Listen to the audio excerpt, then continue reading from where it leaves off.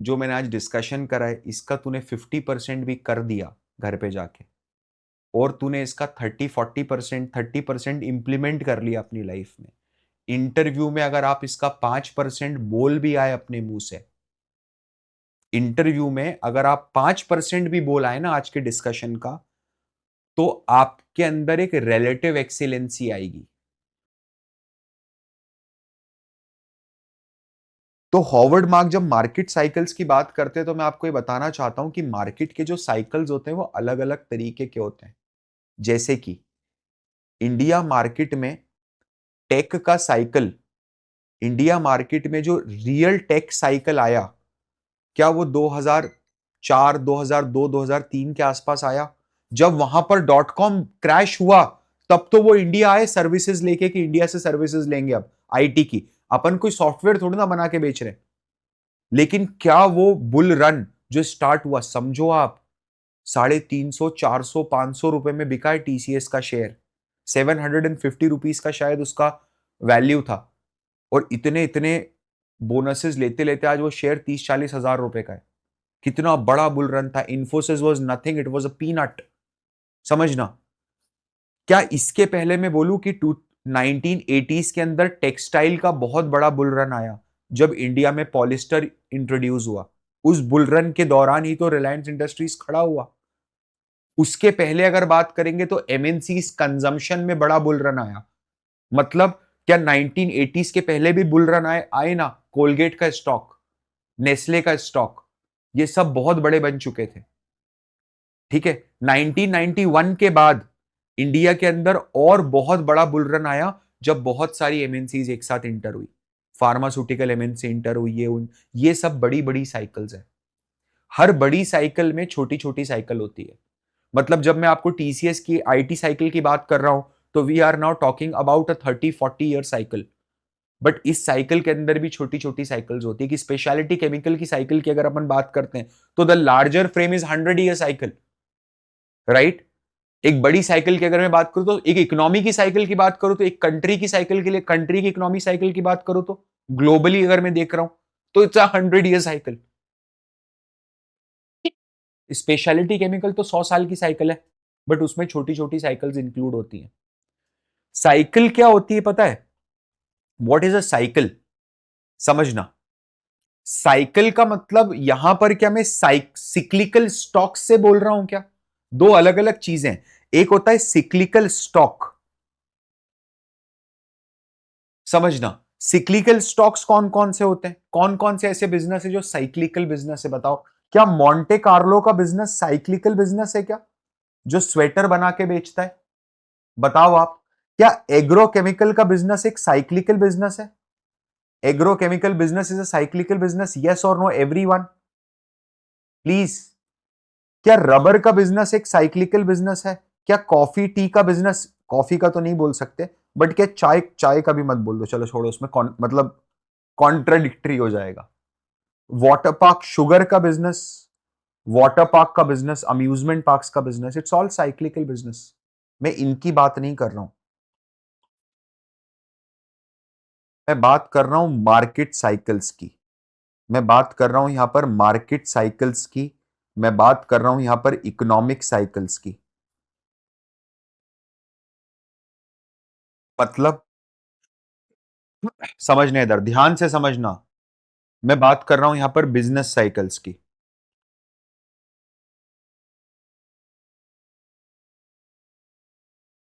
ये कैसे काम करती है पता है? आइडियली लिखते समय मेरे को, मैंने थोड़ी सी गलती कर दी, मेरे को ऐसे लिखना चाहिए। तो सबसे पहले ऊपर आता है इकोनॉमिक साइकिल्स, फिर आता है मार्केट साइकिल्स, और फिर आती है बिजनेस साइकिल्स। जरा थोड़ा सा समझना। सर थोड़ा बताओगे इकोनॉमिक साइकिल्स के बारे में? यार पैसा जो होता है ना, पैसे की तासीर होती है कि पैसा जो होता है वो कंटिन्यूअसली फ्लो होता रहता है। No, this is the very basic nature of money, wealth. आप लोगों ने कभी हिंदू माइथोलॉजी में सुना है कि लक्ष्मी बहुत चंचल होती है ना? लक्ष्मी रुकती नहीं है किसी के पास भी, इधर से उधर फुदकती रहती है लक्ष्मी माता। तभी तो पैरों में पायल छम छम छम छम होती है ना, वैसा सुना होगा आप लोगों ने, राइट? तो जैसे पहले अगर आप देखोगे, आपने सुना है इंडिया का जो हैदराबाद के निजाम थे वो वर्ल्ड के सबसे बड़े व्यक्ति थे, जो कोहिनूर का हीरा था उसका पेपर वेट बना लिया था। उस समय इंडिया के पास बहुत बड़ा बहुत बड़ा कैपिटल हुआ करता था। वेल्थ जो थी वो कंसंट्रेटेड कहां पर थी? साउथ ईस्ट एशिया में थी, इंडिया में थी, मंगोलिया में थी। समझना, मंगोलिया में बहुत बड़ा, अच्छा मंगोलिया में नहीं थी कैपिटल उस टाइम पर? आपको नहीं याद है? Genghis Khan, Mongolia, you don't know about it, it's absolutely fine. फिर क्या हुआ पता है? फिर यूरोपियंस आए। यूरोपियन ने क्या करा? यूरोपियन टेक्नोलॉजी लेके आए। यूरोपियंस ने दुनिया को चौंका दिया मशीन बना के। मशीन जो थी वो इन्वेंशन यूरोपियन इन्वेंशन है, समझना। उन्होंने चौंका दिया कि अरे ये क्या हो रहा है, कपड़े अपने आप कैसे, चक्का अपने आप कैसे चल रहा है, बिना बैलगाड़ी के कैसे आदमी आगे बढ़ रहा है। तो जब उन्होंने ये पासा फेंका ना, तब उन्होंने पूरी दुनिया की वेल्थ अट्रैक्ट करी अपनी तरफ, और वो वेल्थ पूरी यूरोप के अंदर आ गई, जिससे उन्होंने पूरे वर्ल्ड के ऊपर 40 50 60 5 400 500 600 ईयर्स तक रूल करा। अमेरिका को फ्री करा 18 सेंचुरी में, इंडिया को फ्री करा 19 सेंचुरी में। अमेरिका ने क्या करा? अमेरिका ने सर्विसेज स्टार्ट करी, अमेरिका ने इंडस्ट्रियल रेवोल्यूशन लेके आया कि हम अब यूरोपियंस ने जो मशीन बनाई थी उसको हम एडवांस करके बताते हैं। अमेरिका ने कंप्यूटर बनाया। जब अमेरिका ने कंप्यूटर बनाया, टेक्नोलॉजी बनाई, तो पूरी की पूरी वेल्थ यूएस के पास चली गई। यूएस कोई बहुत अमीर नहीं था, 1960s तक हालत बहुत खराब थी। 1960s तक भी बहुत बढ़िया वेल्थ एशिया में थी। ईरान की आप देखना, ईरान की इकोनॉमी देखना, पढ़ना कभी ईरानी इकोनॉमी के बारे में। 1960s के पहले चार्ल्स बेबेज ने कंप्यूटर बनाया था, यस, समझना। तो पूरी की पूरी वेल्थ कहां आ गई? यूएस के पास आ गई। यूएस के पास एक्स्ट्रॉर्डनरी वेल्थ हो गई। फिर चाइना की एंट्री हुई। अब क्या हुआ पता है? अब कॉन्टिनेंट्स की जगह, पहले European continent, south east Asia continent, अब कंट्रीज डोमिनेट करने लगी। अब वेल्थ का कंसेंट्रेशन कंट्रीज की तरफ होने लगा। तो पूरी की पूरी वेल्थ मतलब जब चाइना ने मैन्युफैक्चरिंग रिवॉल्यूशन लेके आया कि देखो करिश्मा, जो चीज यूएस इतनी महंगी बना रहा है और इतने ज्यादा टाइम में बना रहा है, उसको मैं कम टाइम में बनाता हूं और सस्ती बना के दे रहा हूं। जो चीज जापान इतनी महंगी बेच रहा है उसको मैं इतने सस्ते में बेच रहा हूं, 1/10 ऑफ द प्राइस। तो पूरी दुनिया का फैक्ट्री चाइना बन गया। China became the manufacturing hub for the world, and the wealth started flowing into the China. China की जीडीपी और इंडिया की जीडीपी बराबर थी। चाइना की जीडीपी और इंडिया की जीडीपी बराबर थी 1980s तक। समझ रहे हो आप? आज कितना गैप है इंडिया की जीडीपी और चाइना की जीडीपी में? आज कितना गैप है इंडिया की जीडीपी और चाइना की जीडीपी में? 5x का गैप है, 5 टाइम्स 6 टाइम्स का गैप है, ऑलमोस्ट 6 गुना बड़ी है अपने से। समझना, $14 ट्रिलियन इकोनॉमी। हम तो $5 ट्रिलियन का सपना देख रहे बैठ रहे हैं अभी। समझना, the reason is why they have done a innovation. तो ये इकोनॉमिक साइकिल्स होती हैं, ये 100 साल की होती है। मैं आपको इसके आगे का ज्ञान दूं। समझना, पैसा क्या अब इंडिया की तरफ अट्रैक्ट होगा? अब इंडिया की तरफ भी अट्रैक्ट होगा। समझना, इंडिया की तरफ भी पैसा आएगा वापस घूम के। बट ये चीज, इंडिया के बाद जो सबसे बड़ा प्रोबेबल मार्केट है जहां पर मनी का फ्लो पेंडिंग है, जिसकी इकोनॉमी साइकिल अब अपटर्न होने वाली है, बहुत बड़ा मार्केट है वियतनाम। वियतनाम नहीं, वियतनाम इज नथिंग। वियतनाम में है क्या? अगरबत्ती बनाते हैं वियतनाम में और कुछ नहीं हो रहा। समझ रहे हो आप? जूते बन रहे हैं, फर्स्ट कॉपी बन रही है। Yes, most of you is right, that is Africa. It is one of the biggest. आज किसी ने अगर इंडिया में इन्वेस्ट करने की अपॉर्चुनिटी मिस कर दी 30 साल पहले, तो आज अफ्रीका में इन्वेस्ट कर दो। लेकिन इस टाइम पर इंडिया इतना क्रूशियल स्टेज पे खड़ा है कि मैंने हमेशा बोला है that don't mess up with Indian economy, don't mess up with the great Indian dream. मतलब हिंदुस्तान के बाहर चले जा, पैसा इंडिया से बाहर मत निकाल अभी, stay invested in India. This is the time जब इंडियन इकोनॉमी में 90 डिग्री का बुल रन आएगा, इंडियन इकोनॉमी खड़ी होगी। अब तुम समझ नहीं रहे हो भाई, जो करिश्मा 2003 से 2008 के बीच में हुआ था, अगर वैसा आज हो जाए कि इंडेक्स 5 साल में 6 गुना, कहां जा रहा है अपना इंडेक्स 2030 में? 6 गुना अगर हो रहा है तो कहां लेके जा रहे हो आप? 2030 में इंडेक्स को। यहां से 6 गुना भाई, 25,000 का इंडेक्स है, 25,000 से 6 गुना, 1.5 लाख निफ्टी। बावरा हो जाएगा आदमी 1.5 लाख निफ्टी में। समझ में आ रहा है? इसको बोलते हैं bull run. 150 lakh, that is the value of Nifty. 6 times in 5 years अगर होता है तो this is called as bull run. ऐसा कुछ, it is unbelievable, I also know that, it seems unbelievable. समझना आप मेरी बात। आज की सबसे बड़ी न्यूज क्या है? Which is the biggest news of the day? बताइए, इसी से रिलेटेड है, something related to the funds, fund flow in the capital markets, something. Yes, record breaking SIP inflows 40,000 crore gentleman. समझ रहे हो आप? Ladies and gentleman, 40,000 crore monthly SIP in 26.5 thousand crore का monthly SIP. समझ रहा हूं, उसमें से 5,000 मेरा, कोई बोल रहा है। समझ रहे हो? ये चीज अगर बढ़ के 50,000 करोड़ होती है, 1 लाख करोड़ होती है, 41,000 crore monthly, my bad, 1 lakh crore होती है। आप समझ रहे हो? हर महीने मार्केट में 1-1 लाख करोड़ रुपए का कैश आ रहा है। फंड मैनेजर तो खुदा हो जाएगा भाई। अरे वैल्यूएशन तो हाई रहेंगे अब मार्केट के, आप समझ नहीं रहे हो। मैं यहां पर आपको, मेरे को पता है आपको, दिस कुड बी, ये जो हम अभी बात कर रहे हैं ना, मेरे को डिस्टर्ब मत करना बस आप। आपको अगर नहीं मजा आए लास्ट में तो बात करना, बट मैं बता रहा हूं, this could be one of the benchmark lectures of market cycles, the basic of market cycles in any of the cohort. मेरे को जो इस समय मेरे ब्रेन में जो वेवलेंथ मिली है ना, कि मेरे को जिस तरीके से आपको मार्केट साइकिल समझाना है, मेरे को वैसा रियलाइजेशन ही नहीं हुआ कभी। तो प्लीज डोंट इंटरप्ट। क्या आप लोगों को मजा आ रहा है अभी तक सुनने में? नॉलेज मिल रहा है सुनने में? ऐसी चीजें जो आपको किताबों में नहीं मिलेगी, ढूंढ के निकाल के बताओ ना मेरे को, कौन सी किताब में है। मेरे को बता देना, मैं सरेंडर हो जाऊंगा, बंद कर दूंगा पढ़ाना। आई एम नॉट किडिंग। जिस हिसाब से मैं आपको एक्सप्लेन कर रहा हूं, आप मुझे बताओ वो एक्सप्लेनेशन आपको एज इट इज, कि आप तो कॉपी करके पढ़ा रहे हो मेरे को। आई ऑल्सो डोंट नो यार।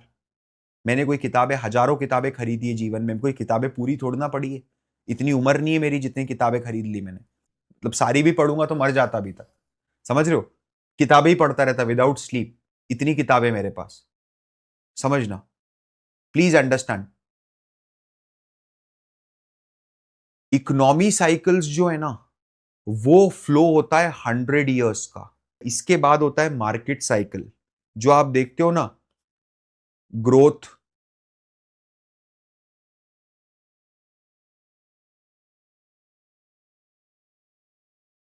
बुल, बियर,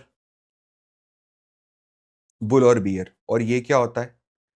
इसमें आती है ग्रोथ, रिसेशन, डिप्रेशन।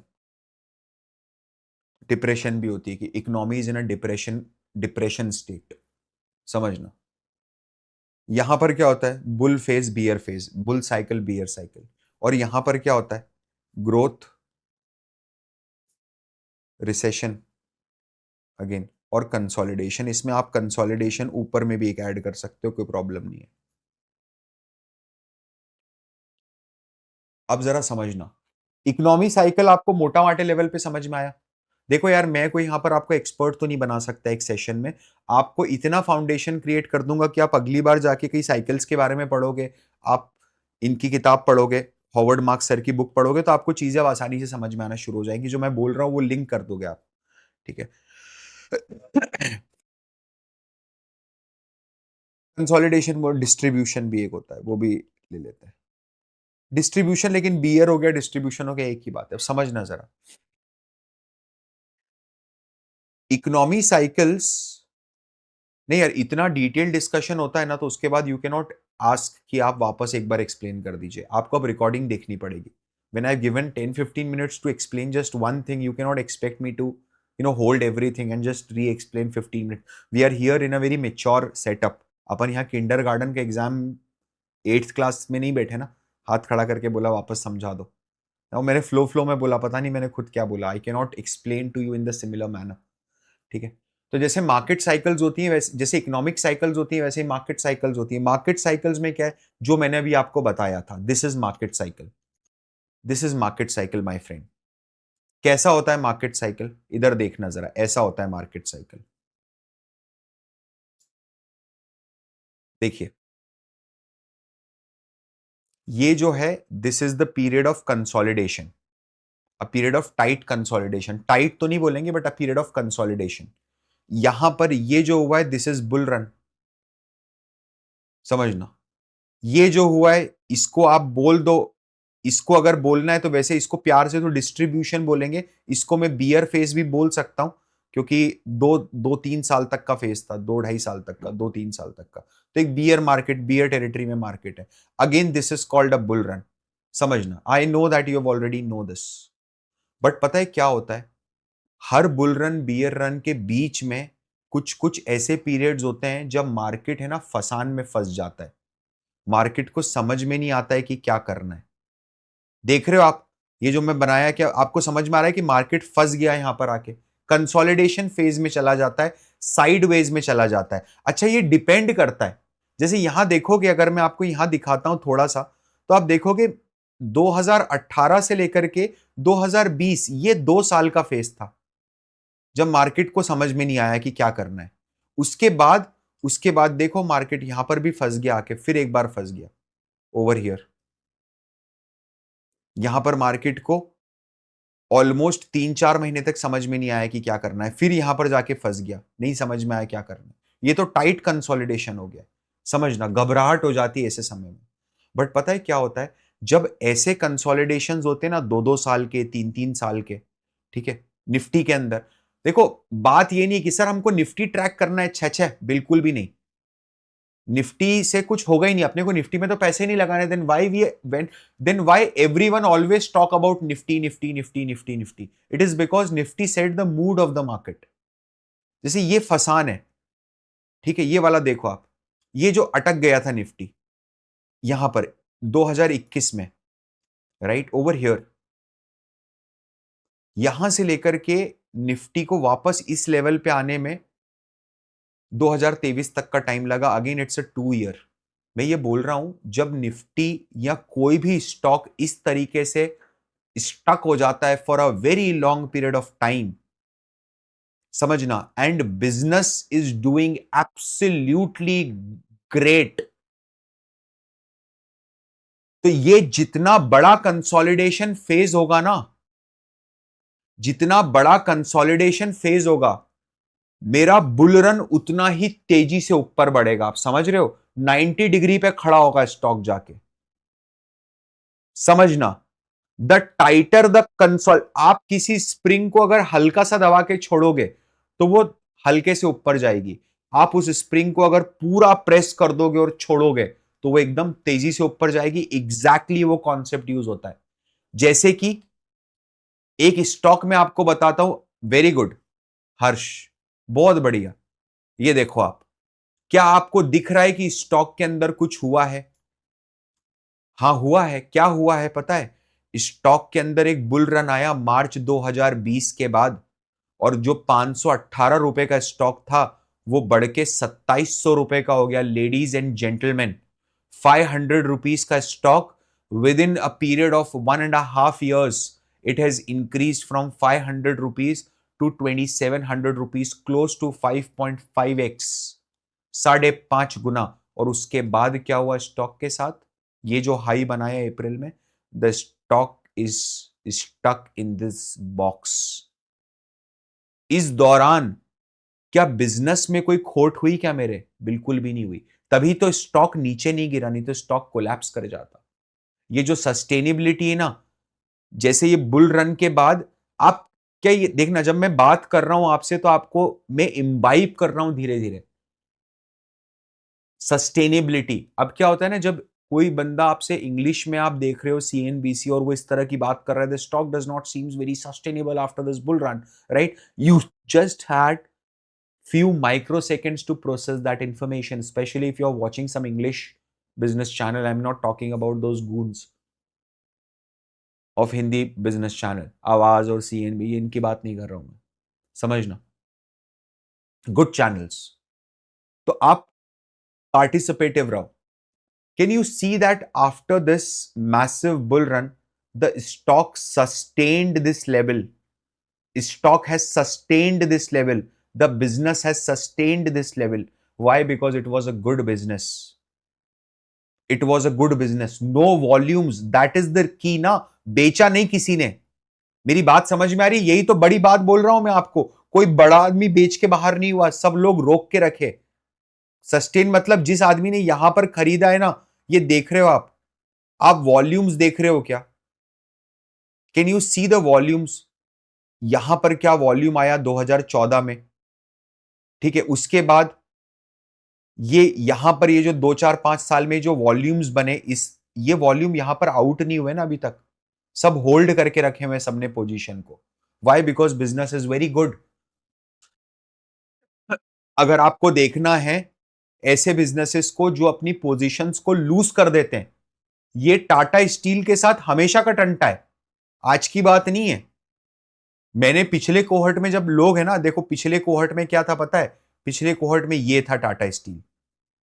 कोई सुनेगा मेरी बात अगर मैं उस टाइम बोलता कि मत डालो टाटा स्टील में, टाटा स्टील में नहीं जाना चाहिए? लोग क्या बोलते पता है? बोले सर लाइफ टाइम हाई बनाया है, क्या बात कर रहे हो?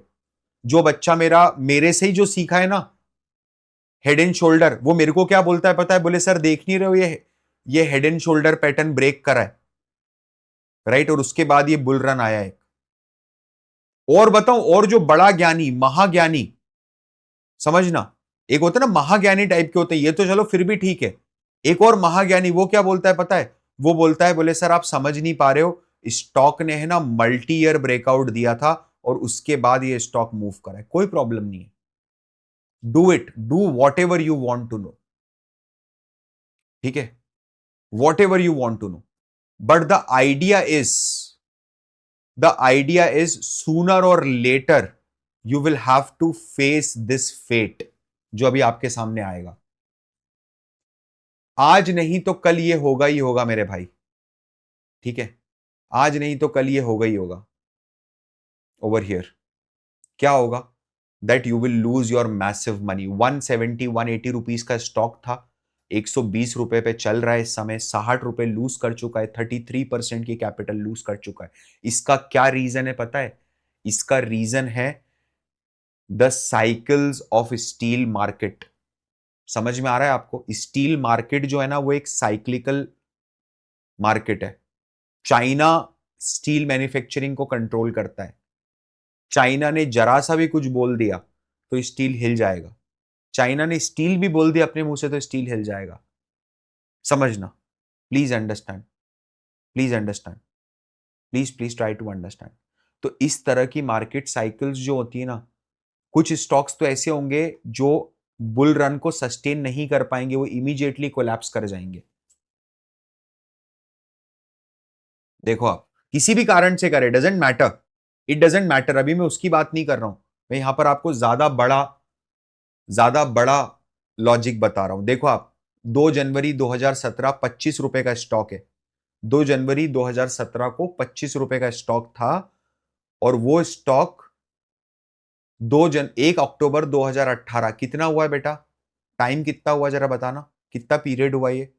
25 रुपए का स्टॉक 860 रुपीज का हो गया. कितने गुना हुआ और कितना पीरियड हुआ?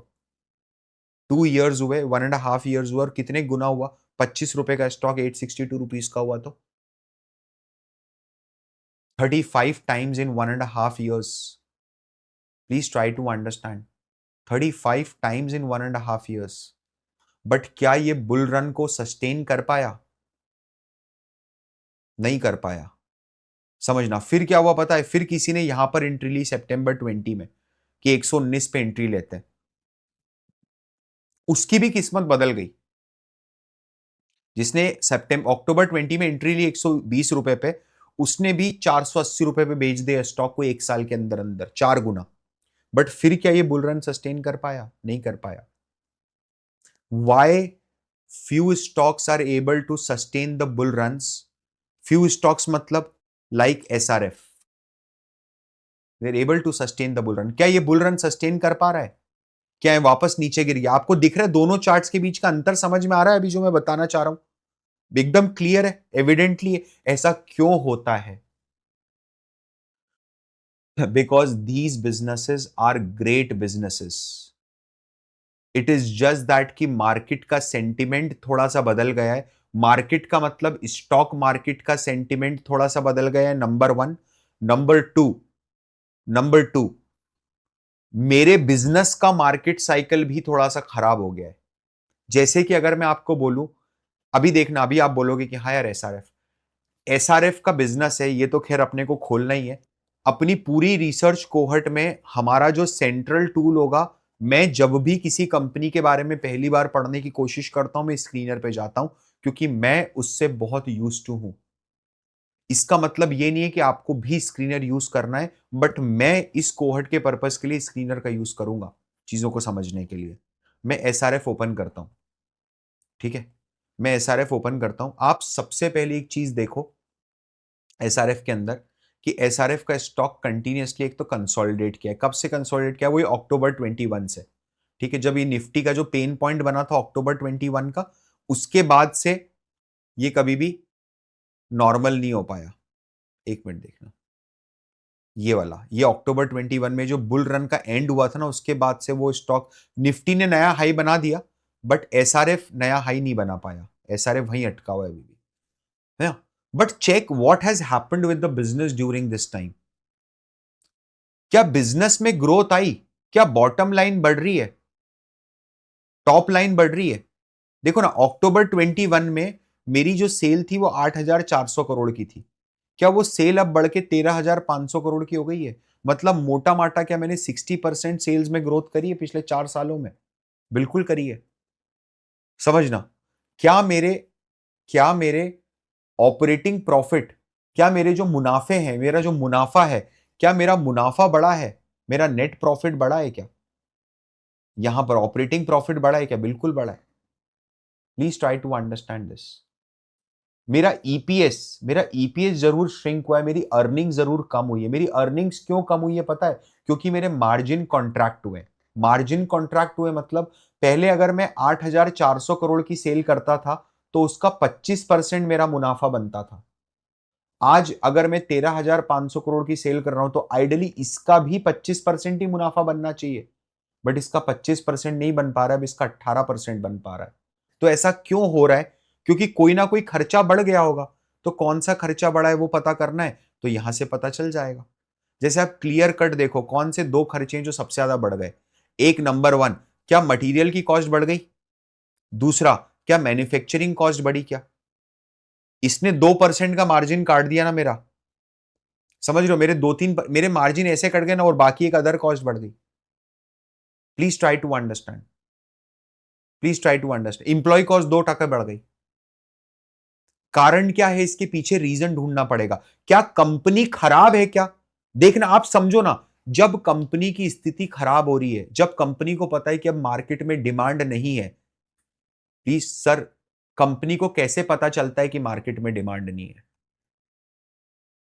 प्लीज अंडरस्टैंड, क्या लिखा है यहां पर? कब इनकॉर्पोरेट हुई थी कंपनी? 1970 में। क्या हम पैदा हुए थे 1970 में? बिल्कुल भी नहीं। तो जब हम पैदा ही नहीं हुए, उसके पहले से वो केमिकल बना के दुनिया को बेच रहा है। समझ रहे हो आप? वो केमिकल बना के दुनिया को बेच रहा है। 55% माल इंडिया के बाहर बिकता है इसका। वेरी गुड अंकित, बहुत शानदार। एक अच्छा बिजनेस जो होगा ना, कौन सा अच्छा बिजनेस? जो बुल रन को सस्टेन कर जाएगा, उस बिजनेस की सेल्स ये तो अच्छा एक्सेप्शनल था कि इसने सेल्स भी बढ़ा दी, समझना।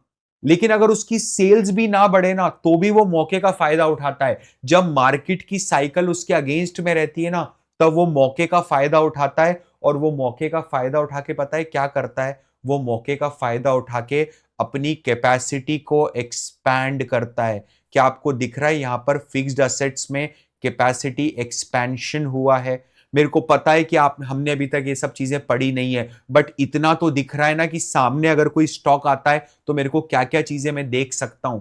क्या आपको दिख रहा है कि इसने तो फैक्ट्री का साइज ही डबल कर दिया है यार? पहले कंपनी के पास सिर्फ 7,800 करोड़ रुपए की असेट हुआ करती थी। समझ रहे हो आप? प्लांट एंड मशीनरी कंपनी के पास 7,000 7,500 करोड़ रुपए की फैक्ट्री थी कंपनी के पास। अब कंपनी ने मशीनरी डबल कर दी। इसका क्या मतलब है? क्या कंपनी, समझना प्लीज अंडरस्टैंड दिस यार, आई एम सो सॉरी, ठीक है। आई हैड नेवर एक्सपेक्टेड कि मैं आपको ऑपरेटिंग साइकिल्स और मार्केट साइकिल्स के बारे में कॉर्पोरेट गवर्नेंस में ही बता दूंगा, बट क्या मैं जो अभी बता रहा हूं वो सब आपको समझ में आ रहा है? एक एक चीज समझ में आ रही है? यार मैनेजमेंट को कैसे एनालाइज करना है वो तो सदियों से वैसा ही है, समझ लेना।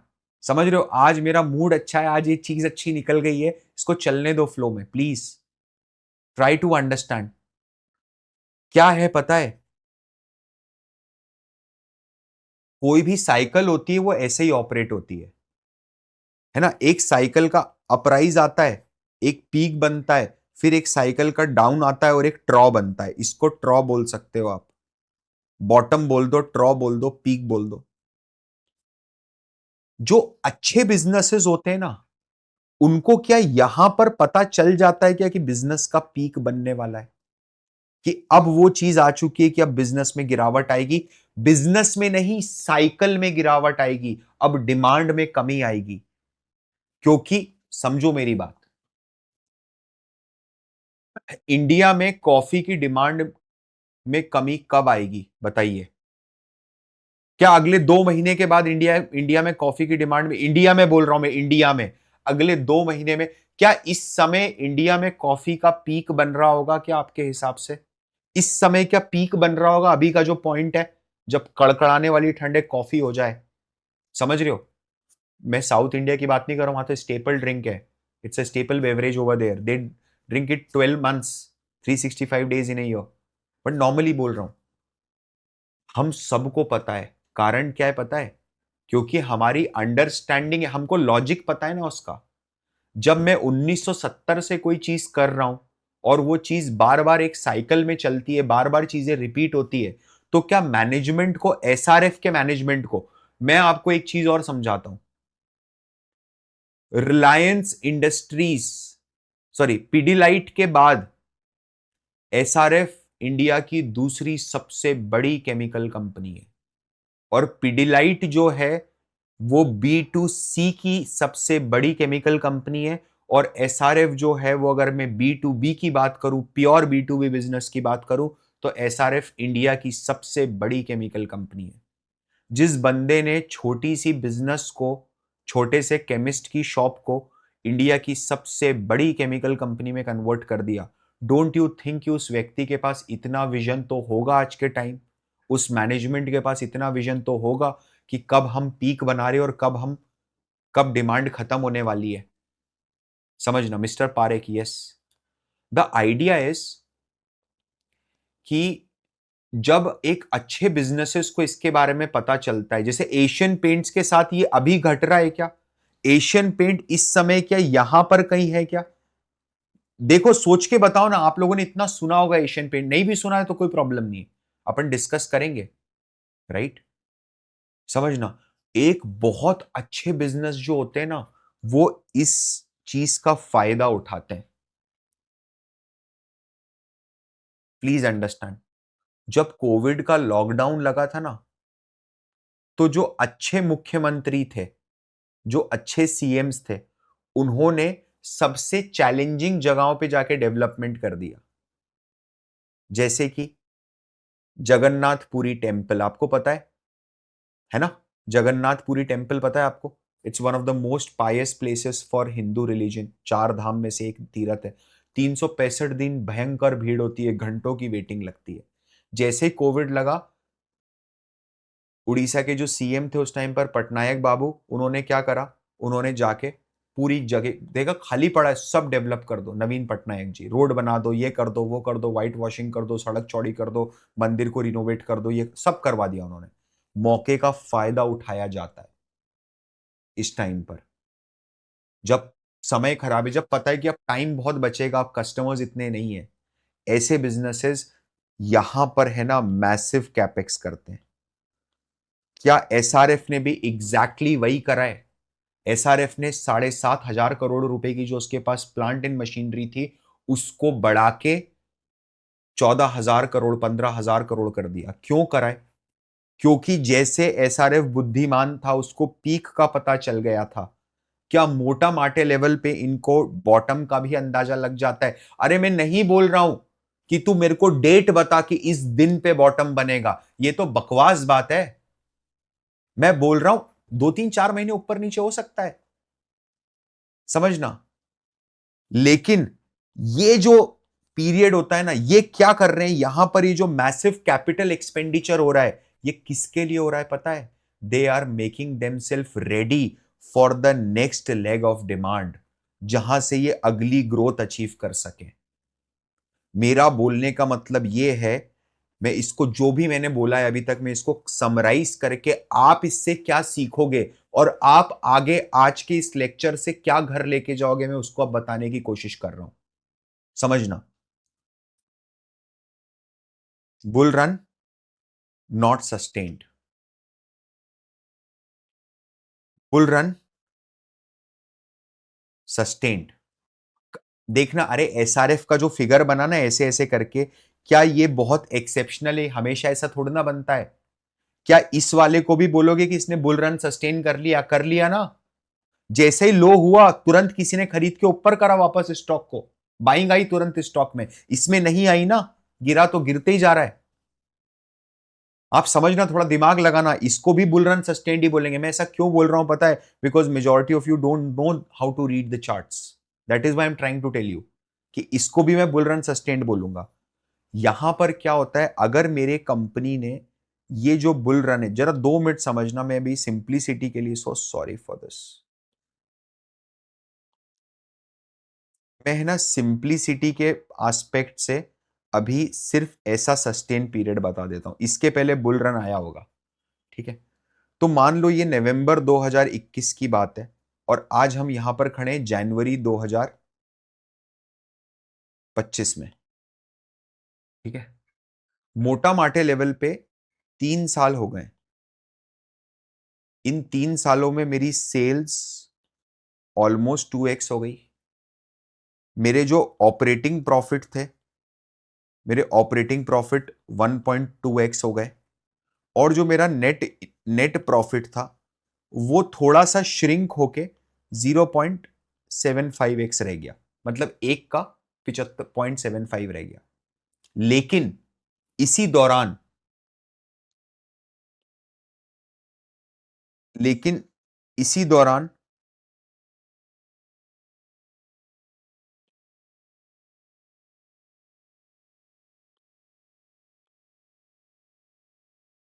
मेरी जो फिक्स्ड असेट्स हैं वो मैंने 2x कर ली। उसके कारण मेरी कैपेसिटी में मेरे हिसाब से ऑलमोस्ट ऑलमोस्ट 2x का एक्सपेंशन होना चाहिए।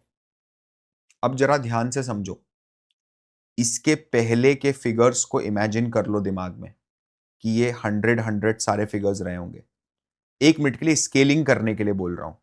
और अब ये फिगर जो है, अब ये 200 होगा, 120 होगा, 75 होगा, 200 होगा, 200 होगा। अब क्या हुआ पता है? 3 साल के दौरान यहां पर मान लो मुझे ये 60 रुपीज पे मिल रहा था शेयर। 1 मिनट के लिए समझ लेना। या ये कंपनी 6,000 करोड़ की थी और आज भी ये कंपनी 6,000 करोड़ की है। अगर कोई ऐसा बिजनेस जो आज से 3 साल 4 साल पहले 6,000 करोड़ का था और आज भी 6,000 करोड़ का है, लेकिन 3 साल के दौरान उसकी सेल डबल हुई, ऑपरेटिंग प्रॉफिट डबल हुआ, फिक्स्ड असेट डबल हुआ, कैपेसिटी डबल हुई, आपको ऐसा नहीं लगता है कि ये सब चीजें आपको फ्री में मिल गई अगर आपने यहां पर वो बिजनेस खरीदा रादर देन यहां पर खरीदते तो? मेरी बात क्लिक हो रही है? कितने लोग हैं जिनको क्लिक कर गया ये चीज कि हाँ बिल्कुल सही तो बात है? अगर आप यहां पर ये कंपनी खरीद लेते 6,000 करोड़ में, तो आप बैठ के देखते रहते मकान कैसे बन रहा है। आपने क्या करा, जब मकान पूरा बन के तैयार हो गया ना, अब आप घुस रहे हो इसके अंदर। बात समझो मेरी, what I am trying to convey over here. अच्छे बिजनेसेस जो कंसोलिडेशन फेज में हैं काफी लंबे समय से, समझ रहे हो, उन बिजनेसेस पे फोकस रखो, उन बिजनेसेस को स्टडी करो। आप में से बहुत सारे लोग हैं ना जो मुझे बोलते हैं कि आप बताओ हमें और क्या करना है, हमें और क्या करना है, हमें और क्या करना है। सुनना मेरी बात। Can you do a activity for me? Can you do a activity for me? आप मेरे लिए एक एक्टिविटी कर सकते हो? कर सकते हो? करोगे मैं बोलूंगा तो? ठीक है, मैं बताता हूं आपको कैसे करना है, कोई बहुत बड़ी बात नहीं है। ठीक है, 2 मिनट में आप खुद कर लोगे इसको। आपको क्या करना है ना सर, देखो ये निफ्टी 500 की पूरी चेकलिस्ट है जो मैंने यहां पर लगा रखी है। अच्छा, एक चीज समझ लेना, क्या आपकी ऐसी एक्सपेक्टेशन है कि मैं आपको ये बताऊं कि निफ्टी 500 की चेकलिस्ट यहां कैसे निकलती है, या मैं ये शेयर करूं आपके साथ? बिल्कुल भी नहीं। आप क्या करोगे पता है? आप सिंपल सा गूगल पे जाओगे, how to add Nifty 500 stocks in trading view, ये आ जाएगा ना, आपको पचासों चीजें मिल जाएंगी ना। मेरा टाइम क्यों खोटी कर रहे हो इसके अंदर, राइट? समझ रहे हो? If you want in your regional language, your Hindi, English, whatever it is, already there. अपने को क्या करना है पता है? अपने को है ना, ये अपने को चार्ट ओपन करना है। फिर से मैं इसको यहां ओपन कर देता हूं। अपने को लगाना है वीकली चार्ट या मंथली चार्ट, और अपने को यह देखना है कि ये जो 500 स्टॉक्स हैं इनमें कौन से ऐसे स्टॉक्स हैं जिनमें कंसोलिडेशन हुआ है, मतलब जो अभी भी कंसोलिडेशन फेस में, जो ऊपर नहीं गए। क्या इसमें कंसोलिडेशन हुआ है? इसमें कोई कंसोलिडेशन हुआ है? नहीं। देखना, क्या इसमें कंसोलिडेशन हुआ है? क्या ये कंसोलिडेशन है?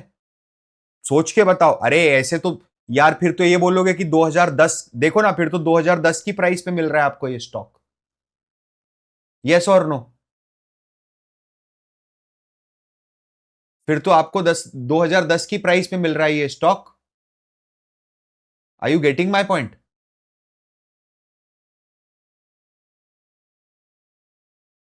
चीज समझ में आ रही है आप लोगों को? है ना, ये तो कोलैप्स कर गया। अगला देखो, LTIM, क्या कंसोलिडेट हुआ है क्या स्टॉक? अच्छा हुआ भी है, चलो मान लो इसको बोल सकते हैं कंसोलिडेट हो गया। क्या ये कंसोलिडेशन फेस में है LTI माइंड ट्री? इसको मार्क कर लो इधर, इसको ग्रीन मार्क, पता नहीं, इसको एक बार लिख लो साइड में, LTM माइंड ट्री। ठीक है, इसको मार्क कर लो। अगला देखो, मॉइल, क्या कंसोलिडेशन है? नहीं है। BCG, कंसोलिडेशन है, खत्म हो गया स्टॉक। टेक महिंद्रा, कंसोलिडेशन है, कोई कंसोलिडेशन नहीं है। PGHIL, कंसोलिडेशन है, कोई कंसोलिडेशन नहीं है। टाट, कोई कंसोलिडेट, काय का कंसोलिडेशन? ऊनो मिंडा, कोई कंसोलिडेशन नहीं। विप्रो, कोई कंसोलिडेशन नहीं। इन्फोसिस, कोई कंसोलिडेशन नहीं है। सुंदर महिंद्रा, कोई Persistent, no. Check this, right? SW Solar, no. IRCTC, yes, it is into the consolidation phase, it is into the consolidation phase। ठीक है, Vijaya diagnostic, no. Amber, no. Mphasis, yes, it is into the consolidation phase। ठीक है, National Aluminium, no. Birla soft, no. Phoenix, no. ABSL AMC, no. Coforge, no. CSB bank, yes, it is in the consolidation phase, but it has not shown a bullish run, तो it's a very difficult. समझ में आ रहा है? इसका पहले का कोई base है क्या? पहले का कोई बेस नहीं है ना, तो I will not take this particular thing, मैं इसको नहीं लूंगा। I will not consider this. आप है ना, जा जाके,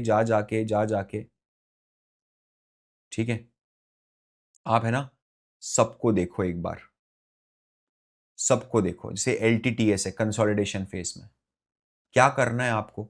सर मैं क्या करूंगा, सबको देख के अचार डालूंगा? दूसरी चीज, क्या 500 चार्ट्स को देखना लॉजिकल है? मैं क्या बोल रहा हूं पता है? अगर आप लोग अभी यहां नहीं होते ना, आपको क्या लगता है मेरे को कितना टाइम लगता होगा 500 चार्ट की स्क्रीनिंग करने में? अगर मैं बैठ के देखना चाहता हूं 500 चार्ट पे कोई एक चीज, 10 minutes, 10-15 minutes, not more than that. Do you think so I इतना वेट करता हूं मैं, नहीं, आंखों से दिखता है, नेकेड आई से दिखता है। मेरे को वो ट्रेनेबिलिटी चाहिए आप पे, बिकॉज ये तो आपका रोजी रोटी है भाई, कर्म धर्म है अपना, समझ रहे हो? चार्ट देखने घबराना नहीं है। आपको क्या करना है पता है? आपको है ना उन स्टॉक्स की लिस्ट बनानी है, अभी पहला टास्क, उन स्टॉक्स की लिस्ट बनानी है। अच्छा, 1 मिनट और बता रहा हूं, अगर आप ये कोहर्ट 3 महीने 4 महीने बाद देख रहे हो तो ये टास्क आप कर नहीं पाओगे, मुश्किल होगा करना। अभी इस समय कुछ बहुत फिनोमिनल चल रहा है मार्केट में, मैं उसी पे आ रहा हूं, तभी मैंने इतना लंबा समय लिया है डिस्कस करने के लिए। तो आप है ना वो लिस्ट बनाओ, से फॉर एग्जांपल 500 में से आपको 50 स्टॉक ऐसे मिलते हैं जिनमें आप बोल सकते हो कि सर ये तो 2021 से लेकर के अभी तक कंसोलिडेशन फेस में फंसा हुआ है। और एक बात और बताता हूं, मेरे को है ना, जैसे मैं फिर से इधर आता हूं और आपको बताता हूं,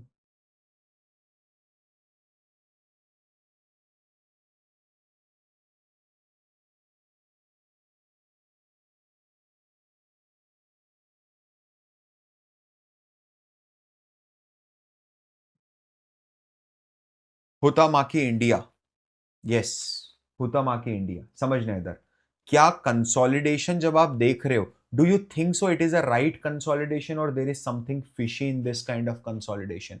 देखो ये बुल रन तो सस्टेन कर गया है, कोई डाउट नहीं है, बट मेरे को जरा समझाओ क्या लग रहा है आपको? आखिरी बार ये टॉप बना था मार्च 2015 में, और आज अपन बैठे हुए यहां पर मार्च 2025 में, 10 साल के कंसोलिडेशन को कंसिडर करेंगे क्या?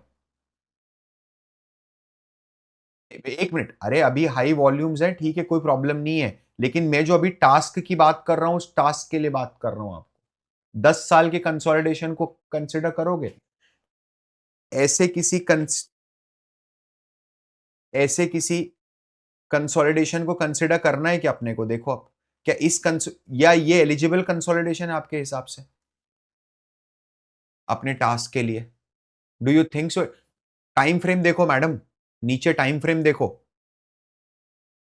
टाइम फ्रेम देखो, 2014 का टॉप बना है, 10 साल का कंसोलिडेशन है। We don't take such consolidations, why? कारण बताऊं आपका क्या है? कारण यह है कि इस तरह के जो 10-10 साल से जो स्टॉक फंस जाता है ना, वो ऐसे फंसता है। ये हुआ तमाकी जो है ना, it is one of the India's leading packaging player. बड़ी चांसेस हैं, बड़े चांसेस हैं कि आप जो भी प्रोडक्ट आज आपने खरीदा होगा उसकी पैकेजिंग इन्होंने करी होगी, बड़े चांसेस हैं, ठीक है, बड़े चांसेस है। देख रहे हो आप क्या पैकेजिंग करते हैं? समझ में आ रहा है आपको क्या करते हैं ये लोग? पैकेजिंग का काम है, सिर्फ व्हाइट लेबल पैकेजिंग का काम है और कुछ नहीं करते हैं। जितनी भी ब्रांड्स आप अज्यूम कर रहे हो इस समय, ठीक है, ग्रीन टी की पैकेजिंग से लेकर के wet food, wet pet food, dry pet food, पता नहीं क्या क्या, तो एवरीथिंग, ट्यूब लैमिनेट, सारे के सारे आपने आज तक जितने भी यूज करे, ठीक है, तो बिजनेस इज रॉक सॉलिड। कारण बताए क्या होता है? कारण पता है क्या होता है इस तरह के बिजनेसेस का? एक बार अगर पेडिग्री ने इनको अपनी पैकेजिंग दे दी, समझ रहे हो आप, एक बार अगर पेडिग्री ने बोल दिया कि भैया आप एक काम करो, आप है ना हमारे पेट फूड के लिए पैकेजिंग आप ही करो, या रॉयल कैनिन ने एक बार इनको बोल दिया और इन्होंने पैकेजिंग स्टार्ट कर दी। मैं कोई अच्छा एग्जांपल ले लेता हूं, ठीक है, मान लो ब्रू ने बोला कि आप हमारा पैकेजिंग करो, नेस्केफे ने बोला पैकेजिंग करो, इन्होंने पैकेजिंग स्टार्ट कर दी। डू यू थिंक सो कि ब्रू 6 महीने बाद किसी दूसरे को दे देगा पैकेजिंग के लिए? फिर 2 साल बाद फिर किसी और को दे देगा, भाई ये सालों साल के कस्टमर बन जाते हैं, समझना। फिर क्या प्रॉब्लम हो गई ऐसी? इतना बढ़िया प्रोडक्ट है, सब कुछ, आप दुनिया जहान की सारी चीजें मैन्युफैक्चर कर रहे हो, लेबल्स मैन्युफैक्चर कर रहे हो, बियर की बॉटलों के, कोल्ड ड्रिंक की बॉटलों के, ठीक है, अदर स्पेशलिटी में क्या क्या आप दे रहे हो, प्रमोशनल चीजें दे रहे हो, नॉन फूड आइटम्स मैन्युफैक्चर कर रहे हो, किंडर जॉय के पैकेजिंग मैन्युफैक्चर कर रहे हो, बाप रे, then what was wrong with your stock price? Why your stock price is consolidating? Check this, no, not manipulation. कोई बता सकता है देख के बता सकता है क्या फंस गया है यहां पर आके? 10 साल से क्या हो रहा है? अरे मार्जिन गया तेल लेने, सबसे पहले मार्जिन देखोगे क्या? कोई भी चीज आपके सामने आ रही है क्या, मार्जिन देखोगे बीच में जाके? आंखें ऊपर तो लेके जाओ, जरा देखो तो सही 2 मिनट। और कैसे सिखाऊं आपको कंपनी एनालाइज करना? क्या प्रॉब्लम हो गई 2016 के बाद से कंपनी में? 2016 के बाद से क्या हो गया कंपनी के साथ? खत्म हो गया क्या बिजनेस? सैचुरेशन हो गया क्या? नए प्लेयर इंटर कर गए क्या मार्केट में? मार्केट में क्या नए प्लेयर इंटर कर गए होंगे क्या, बहुत सारे दूसरे? कुछ ना कुछ तो हुआ, दिक्कत तो हुई।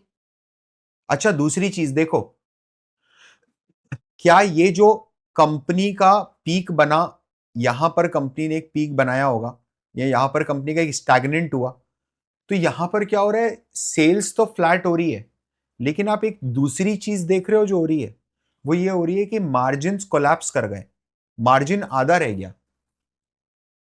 ऐसे बिजनेसेस में मार्जिन आधा रह गया।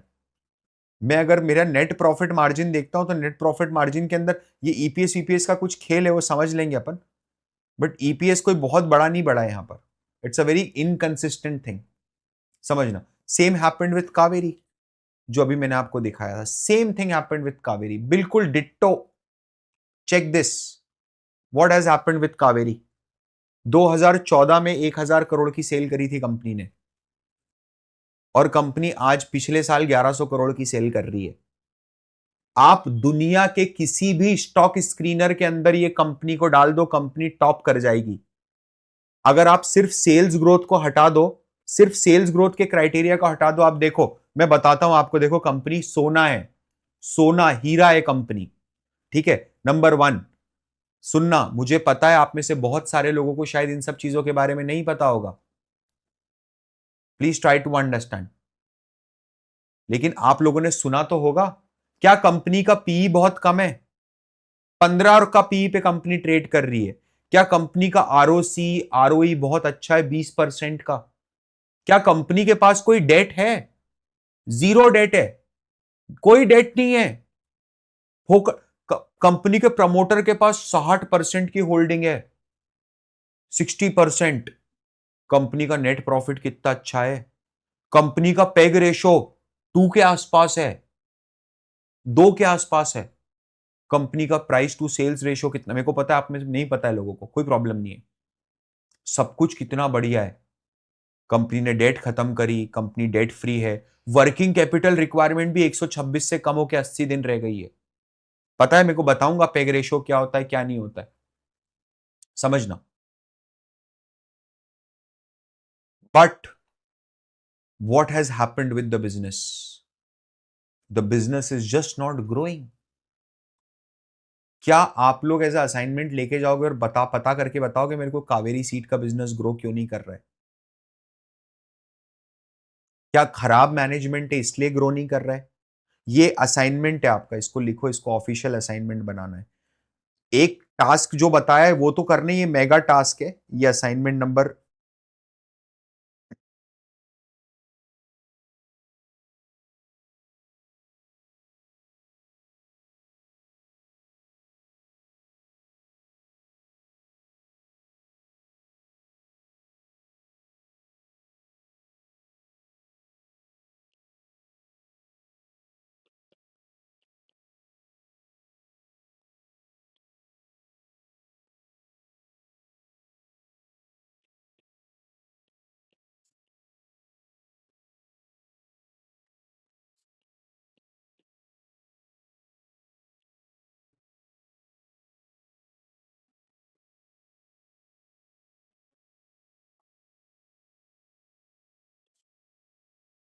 समझना कितने होंगे इसको, मैक्सिमम, मैक्सिमम 50 कंपनी, इससे ज्यादा कंपनी स्क्रीन नहीं करनी अपने को अभी।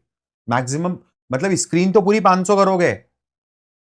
जब आपको लगे कि मेरे को कंसोलिडेशन वाली 50 कंपनी मिल गई, तो स्क्रीनिंग रोक देना, या करके रख लेना, लिस्ट पूरी बना लेना। 50 कंपनीज उसमें से पिक करनी, क्या करना है मैं बताता हूं। इन 50 कंपनीज का आप ये देखोगे कि during consolidation period, during the consolidation period क्या क्या चीज चेक करोगे पता है? What has happened with the sales, what has happened with the margin, ठीक है, मतलब margin, what has happened with the profit, what has happened with the capex. और अगर कोई कर्मठ बच्चा होगा तो वो ये भी पता कर सकता है कि what is happened with the capacity. सुनना मेरी बात, प्लीज अंडरस्टैंड। दूसरी चीज, जब मैं आप लोगों को बोलता हूं, जैसे बेसिक इक्विटी रिसर्च का यूट्यूब पे जो आ रहा है, बहुत बेसिक है, it's not something which is आपको देखना है, वो सारा का सारा ऑप्शनल है, देखना ही देखना है। तो वहां पर भी मैं कुछ टास्क देता हूं, तो बच्चे ना कमेंट में लिख देते हैं। अभी जैसे किसी ने लिख के बताया कि एक लाइन में उसने आंसर दिया कि कावेरी सीड्स में क्या दिक्कत हो रही है, अप्रिशिएबल कि आपने एकदम टू द पॉइंट बताया है। बट आपको जब रिसर्च करना है ना, तो आपको वो 2 लाइन के आंसर को पढ़ के रुकना नहीं है, that is not a research. आपको आगे पीछे का पूरा निचोड़ के निकालना है कि किन कारणों से इनकी सेल्स फ्लैट है। क्या मैनेजमेंट खराब है इसलिए सेल्स फ्लैट है? क्या मार्केट की कंडीशंस खराब है इसलिए सेल्स फ्लैट है? क्योंकि मार्केट की कंडीशन 10 साल तक खराब थोड़ी ना रहेगी। अरे पिछले देखो, जैसे हुआ तमाकी है, ये जो पैकेजिंग वाला है, क्या इसका पूरा का पूरा डिपेंडेंसी एफएमसीजी की ग्रोथ के ऊपर होती है क्या? अगर एफएमसीजी कंपनियां ग्रोथ करेंगी तो ये भी ग्रोथ करेगा, पैकेजिंग भी ग्रोथ होगी। तो क्या आप ये बोल रहे हो पिछले 10 साल में एफएमसीजी बिजनेसेस ग्रो ही नहीं हुए इंडिया में, राइट? तो हमेशा मार्केट कंडीशन खराब नहीं है क्या? ऐसा तो नहीं है कि नए कॉम्पिटिटर्स ने एंट्री कर दी हो। आप लोगों ने कभी वो पोर्टर्स 5 फोर्सेस मॉडल पढ़ा है? डोमिनेंस ऑफ सप्लायर, है ना, थ्रेट ऑफ न्यू एंट्रेंट्स, वो पढ़ा है आपको? ये हो सकता है प्रैक्टिकली ये चीज हो गई हो। Now this is your responsibility to go and check why this has happened, and don't give me that 1 liner 2 liner कि एक लाइन में मत बता देना मेरे को आके ये आप कर रहे हो, आपके साथ धोखा कर रहे हो। You need to understand, you are the easiest person to fool. आप खुद को सबसे आसानी से धोखा दे सकते हो। जब सुबह अलार्म बजता है, अलार्म बोल दिया मैंने, जब सुबह अलार्म बजता है, ये इंदौरी भाषा है अलार्म, समझ रहे हो आप? जब सुबह अलार्म बजता है 5 बजे 5:30 बजे, आप डिसाइड करके सोते हो कि मेरे को सुबह जल्दी उठना है, मेरे को सुबह पढ़ना है, मेरे को सुबह जिम जाना है, and you are the first person जो सुबह सुबह उठने के पहले खुद को चूना लगा के वो अलार्म को बंद करके सो जाते हो। समझ लो, तो हमेशा बहुत आसान है खुद को बेवकूफ बनाना। आप 2 लाइन का आंसर निकालोगे, कोई फायदा नहीं है। मैं चाहता हूं कि आप उसके ऊपर 10-15 पॉइंट में 10 छोटे छोटे बुलेट पॉइंट्स बना, 10-15 छोटे छोटे बुलेट पॉइंट्स बना, और उसके अंदर ये चीज लिख, खुद के लिए लिख। कहां लिखूं सर? गूगल ड्राइव पे लिख ले, गूगल शीट पे लिख ले, 50 जगहें लिखने की, एवर नोट पे लिख ले। मैं बताऊंगा आपको न्यूज कैसे पढ़ना है, अपने नोट्स कैसे बनाने, डोंट वरी अबाउट इट। कहीं भी लिख ले, डिजिटली लिखना, और साथ में इसको अपने लिंक्डइन पे भी डाल दे। हमें है ना इन 50 कंपनीज का, इन 50 कंपनीज का ये फिगर्स नोट करने हैं। इसकी अगर एक्सेल शीट बना लोगे तो और मजा आ जाएगा। आप डेटा को आगे पीछे कर सकते हो, सॉर्ट कर सकते हो। आप इसमें से क्या लास्ट में जाके 20 ऐसी कंपनीज निकालोगे जिनके केपेक्स में, सबसे पहले इनको केपेक्स के हिसाब से सॉर्ट करोगे, sort from the capex number 1। ये 20 कंपनीज में सेल्स भी अच्छी बढ़ी हुई होना चाहिए, ऐसी 20 बिजनेसेस निकालना। मतलब क्या कंडीशन है, what is the final output of your task, that during the consolidation period मेरे को आज भी जो प्राइस मिल रहा है, एमआरपी ऑफ द स्टॉक जो मुझे आज मिल रहा है, that is same as last 2 years ago और 3 years ago, but during this period my capex has increased drastically and my sales has also increased considerably। समझना। Can we use screener? Absolutely. ये जब लिस्ट बनेगी ना stock की, तो वो list साथ में रखना और स्क्रीनर पे एक एक करके देखते जाना। क्या ये जजमेंट ले पाओगे स्क्रीनर पे जाके कि ये कितना हुआ है? जैसे मैंने अभी करके बताया था आपको, जैसे मैंने ये करके बताया था, ये मैंने कैसे करा था? बिल्कुल सेम एक्टिविटी आपको करनी है, बट एक्सेल पे करनी है। समझना। अब क्या होगा पता है? अब जो आपके पास ये टॉप 20 कंपनीज आएंगी ना, जिन्होंने पूरे कंसोलिडेशन पीरियड में बड़े कैपेक्स करें और उनकी सेल्स भी बढ़ी है, ये इस समय इस ओवर वैल्यूड मार्केट में भी क्या ये रिलेटिवली दूसरे शेयर्स के मुकाबले आपके लिए वैल्यू बार्गेन रहेगा क्या? भाई 3 साल पुरानी कीमत पे अगर आज कहीं प्रॉपर्टी मिल जाए तो क्या खरीदोगे? रियल एस्टेट वालों, जवाब दो सब। खरीदोगे ना? 3 साल पहले की कीमत पे अगर आज प्रॉपर्टी दे देता हूं आपके घर के पास की, 3 साल पहले तो आधे रेट पे थी सर हिंदुस्तान में प्रॉपर्टी, समझना। This is a value bargain for us. Now sir मैं क्या करूं? क्या मेरे पास अगर 1 लाख रुपया है तो क्या मैं 5-5 हजार रुपए इन 20 स्टॉक्स में डाल दूं? आप बेवकूफ हो। हम यहां पर वो चीज करने बैठे ही नहीं है, है ना। आपको क्या करना है पता है? आपको इनके अंदर है ना पैटर्न्स ऑब्जर्व करने मिलेंगे, 100% मिलेंगे। हो ही नहीं सकता कि पैटर्न ना हो। अगर पैटर्न नहीं होगा ना तो ये 20 कंपनियां एक साथ एक लिस्ट में नहीं हो सकती। इतनी स्क्रीनिंग के बाद इसमें पैटर्न मिलेगा। सबसे बड़ा पैटर्न पता हूं क्या मिलेगा? सबसे बड़ा पैटर्न ये मिलना चाहिए कि ये सारी कंपनियां डेट फ्री होंगी। यस और no? Almost almost almost almost. Patterns मतलब समझ रहे हो? Patterns means you have to जज इट कि अच्छा डेट नहीं है मेजॉरिटी। अच्छा 18-20 में से 20 में से अगर 18 कंपनीज में डेट नहीं मिला तो क्या आप इसको एक स्टेब्लिश्ड पैटर्न मानोगे कि यस देर इज पैटर्न? सम 15 में भी नहीं मिला तो भी मान लूंगा। 75% ऑफ द पॉपुलेशन यार, उसके बाद डेट नहीं है, समझना। आपको ये ऑब्जर्व करना है कि ये 20 कंपनीज, अब मैं आ रहा हूं मेन टास्क पे आपकी, कि ये जो 20 कंपनीज हैं ये कौन से सेक्टर को बिलोंग करती हैं। और आप देखोगे कि कुछ 4 या 5 सेक्टर्स निकल के आएंगे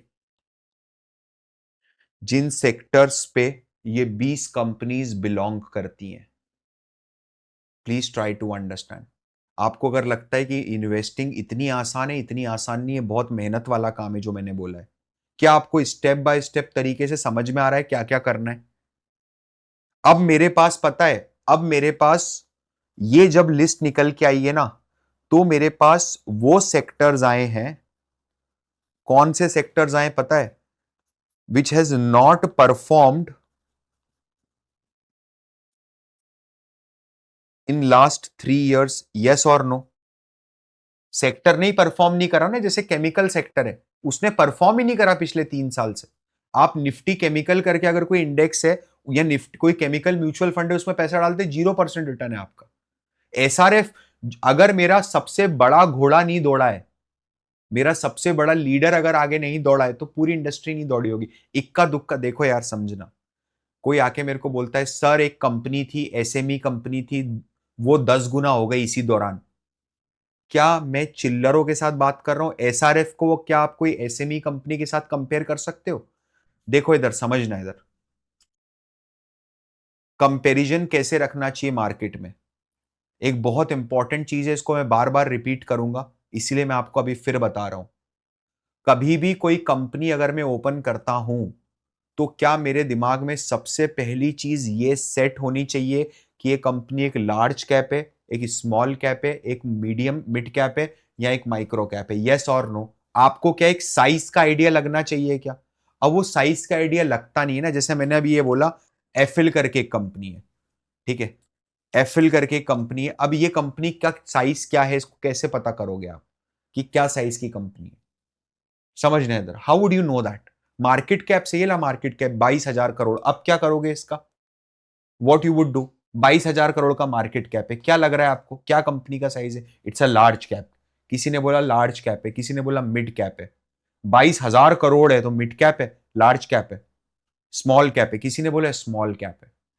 कभी भी क्या करना पता है? कौन कितना बड़ा है ना, उसका आकलन हमेशा, उसका आकलन मतलब उसका एस्टिमेशन हमेशा होगा कि पिताजी कितने बड़े। क्या ये पिताजी हैं क्या अपने मार्केट के? है ना, is a father of the market, father of Indian markets.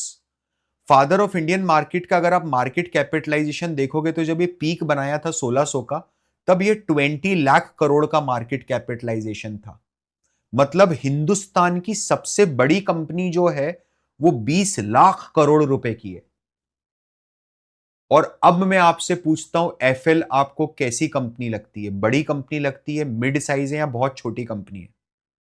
तो बहुत छोटा बिजनेस है। मिड साइज लग रहा है आपको ये?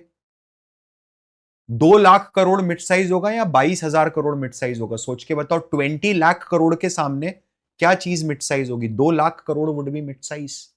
तो आपको है ना, सबसे पहले ऐसी कंपनीज देखनी है जो उन्होंने पिछले 3 साल में परफॉर्म नहीं कराओ, नंबर वन।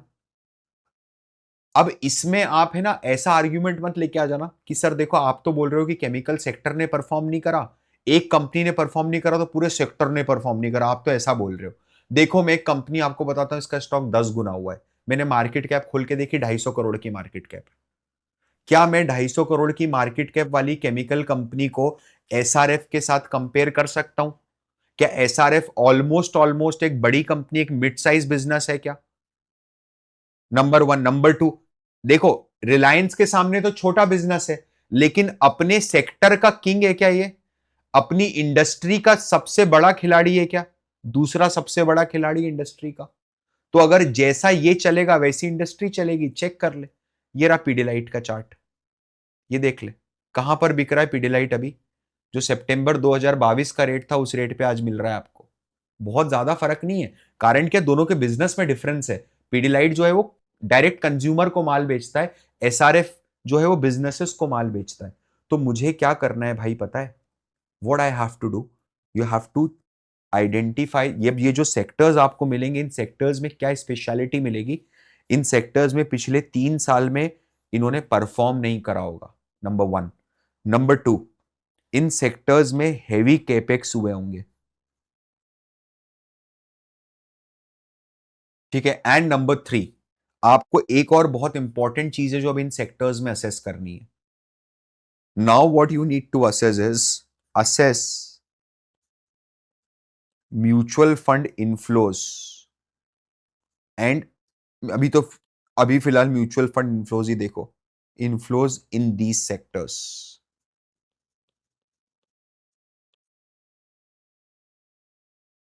समझना, अगर आपको कोई स्टॉक ऐसा पकड़ में आता है, can you please understand, make understand capex for a minute, it's like fixed capital.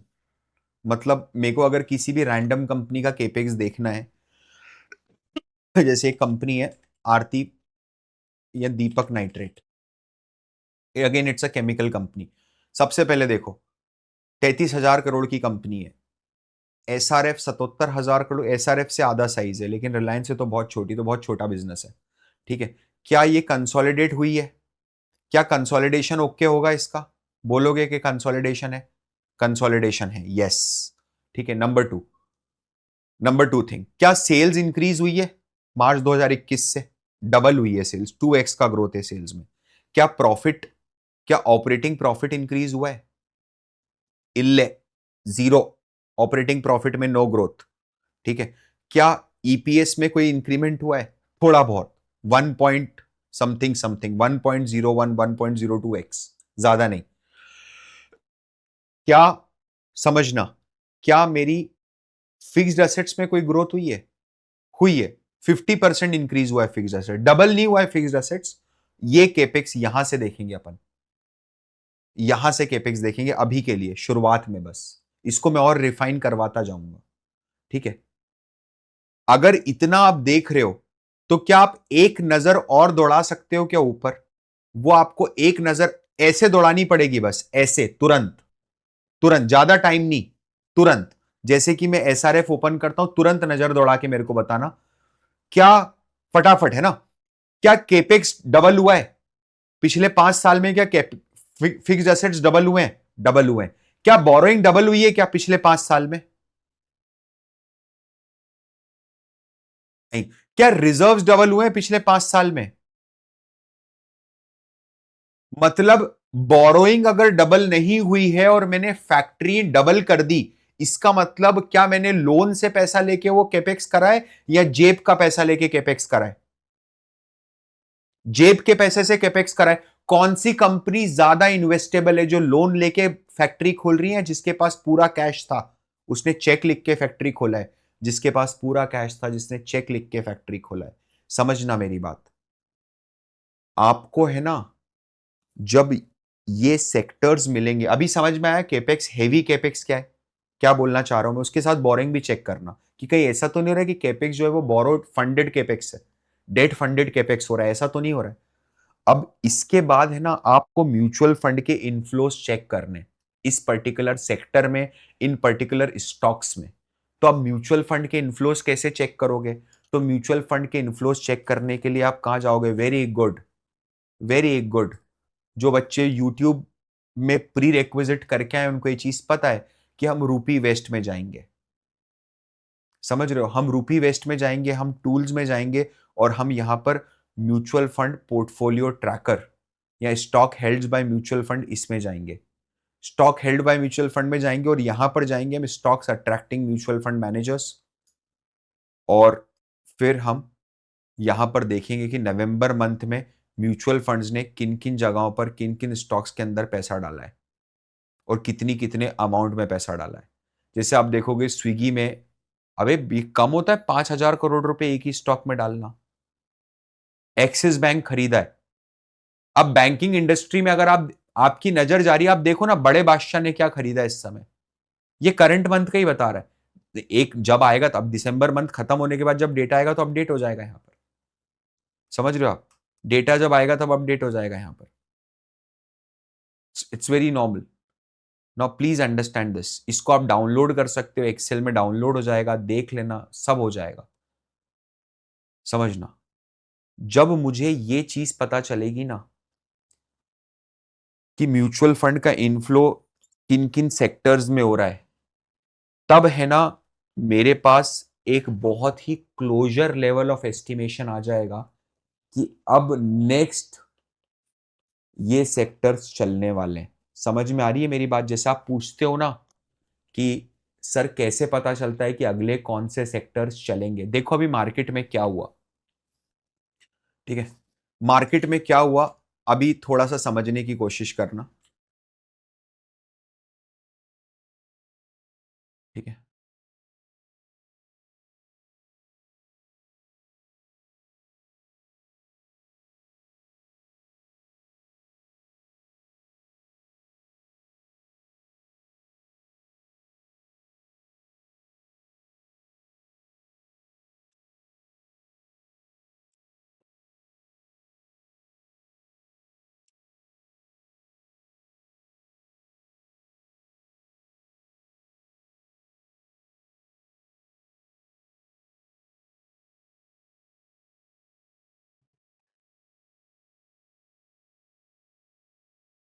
मैं क्या कर रहा हूं पता है? मैं सारे के सारे जो निफ्टी के इंडेक्स है ना, उन इंडेक्स को इंक्लूड कर रहा हूं ये नीचे। मतलब ये जो है, ये निफ्टी फाइनेंशियल सर्विसेज है, ये निफ्टी आईटी है, ये निफ्टी एफएमसीजी है, निफ्टी फार्मा है, निफ्टी मिड कैप है, ऑटो है, मेटल है, पीएसयूज है, एनर्जी है। तो आप देख रहे हो कुछ कुछ कुछ सेक्टर्स। समझ में आ रहा है ये क्या चीज है? जैसे ये मैंने अगर पीएसयू बैंक खोला है, तो ये निफ्टी पीएसयू का मतलब ये इंडेक्स है पूरा। ये सारे पीएसयू बैंक्स का चार्ट है, एक साथ आ रहा है। तो आप देख रहे हो कुछ सेक्टर्स तो ऐसे हैं जो अभी भी डटे हुए हैं। जैसे आईटी बुलिश है, एफएमसीजी डटा हुआ है ऊपर, टूट के नीचे बिखरा नहीं है। फार्मास्यूटिकल बुलिश है, टिका हुआ है ऊपर। ठीक है, ऑटोमोटिव नीचे टूट रहा है, नंबर वन। मेटल नीचे टूटता हुआ दिख रहा है। क्या दिख रहा है आपको टूटते हुए नीचे आते हुए मेटल? पीएसयू बैंक्स टूटते हुए नीचे आ रहे हैं। देखो ना, इसके मुकाबले इसको देखो और इसको देखो, क्या दोनों में अब डिफरेंस समझ में आ रहा है? टूटने का क्या मतलब है? That it is falling, right. PSU banks नीचे गिर रहा है, एनर्जी नीचे गिर रहा है, रियलिटी नीचे गिरने की कोशिश कर रहा है, स्मॉल कैप नीचे गिरने की कोशिश कर रहा है, इंफ्रास्ट्रक्चर नीचे गिर रहा है। मीडिया, मीडिया तो खत्म हालत में। मीडिया देखो आप, मीडिया तो पूरे मार्केट से अलग ही चल रहा है। ठीक है, तो मीडिया की बात नहीं। प्राइवेट बैंक थोड़ा सा नीचे गिर रहा है। ऑयल एंड गैस बहुत ज्यादा टूटा है। क्या होता है ना पता है? इसके साथ अगर मैं निफ्टी के चार्ट को मिक्स करता हूं, ठीक है, इसके साथ अगर, अच्छा, और इसके अलावा अगर मैं इंडिविजुअल स्टॉक्स की बात करता हूं, तो आप देखो यार स्टॉक्स की हालत क्या हुई है डेली चार्ट्स पे। जिस बंदे ने ₹2800 पे खरीद लिया, वो तो पानी भी नहीं मांग रहा होगा ₹1400 के भाव पे।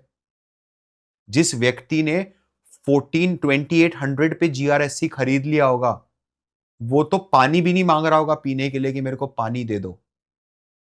समझ में आ रहा है आपको? जिस व्यक्ति ने बीएचईएल का स्टॉक यहां पर खरीद लिया 335 पे, he is not asking for a water, a drop of water. मर गया वो बेचारा। मार्केट, ये सब चीजें, इसके पहले क्या बुल रन देखा मार्केट ने? ऐसा स्टॉक, ये बावलापन नहीं देखा मैंने मार्केट का। आपको बीएचईएल के स्टॉक पे अपन कभी डिटेल में इसकी स्टडी करेंगे इस स्टॉक की। But check what has happened with the company यार। क्या है ये? 20 रुपट्टी का स्टॉक था आपका, 20 रुपए एक किंडर जॉय, 40 रुपए एक किंडर जॉय के बराबर स्टॉक का प्राइस। कहां लेके चले गए आप 40 रुपए के स्टॉक को?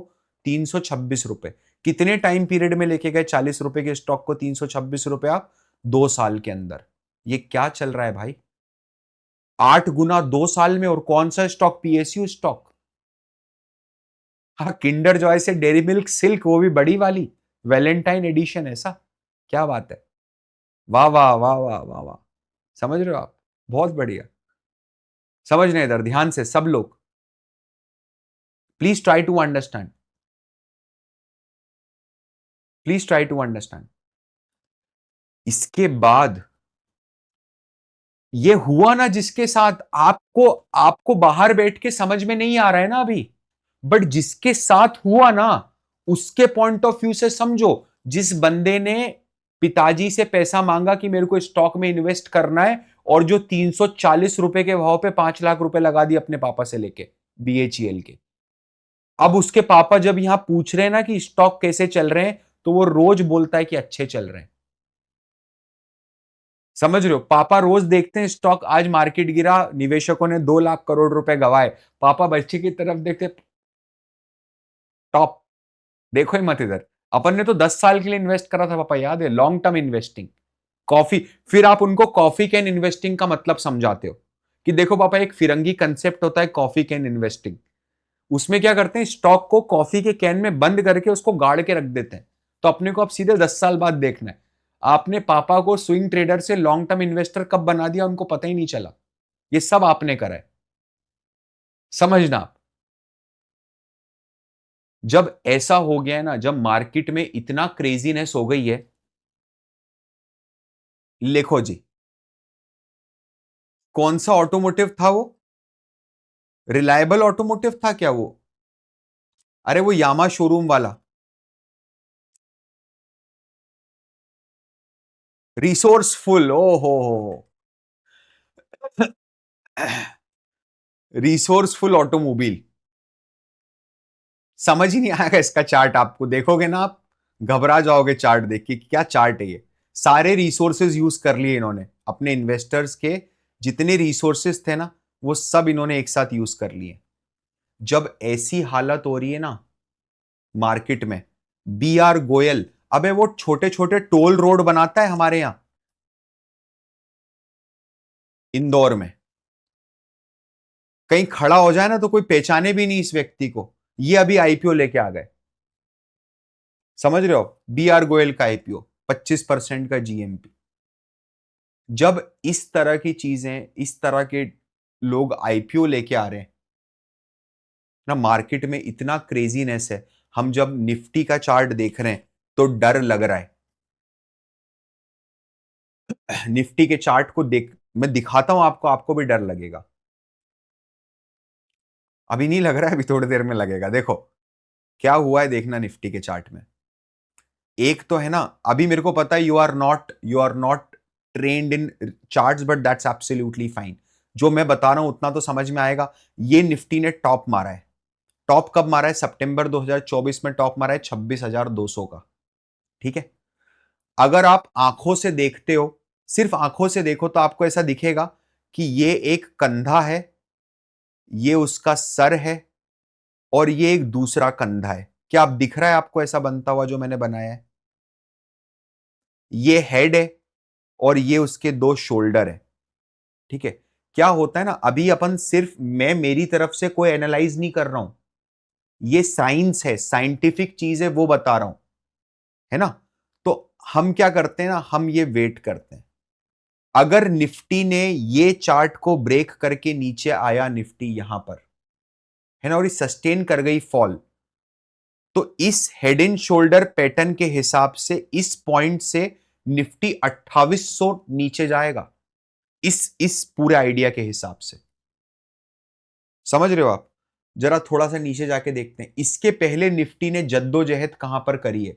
तो मेरे को दिखा कि निफ्टी ने यहां पर टेका लगाया था पिछली बार।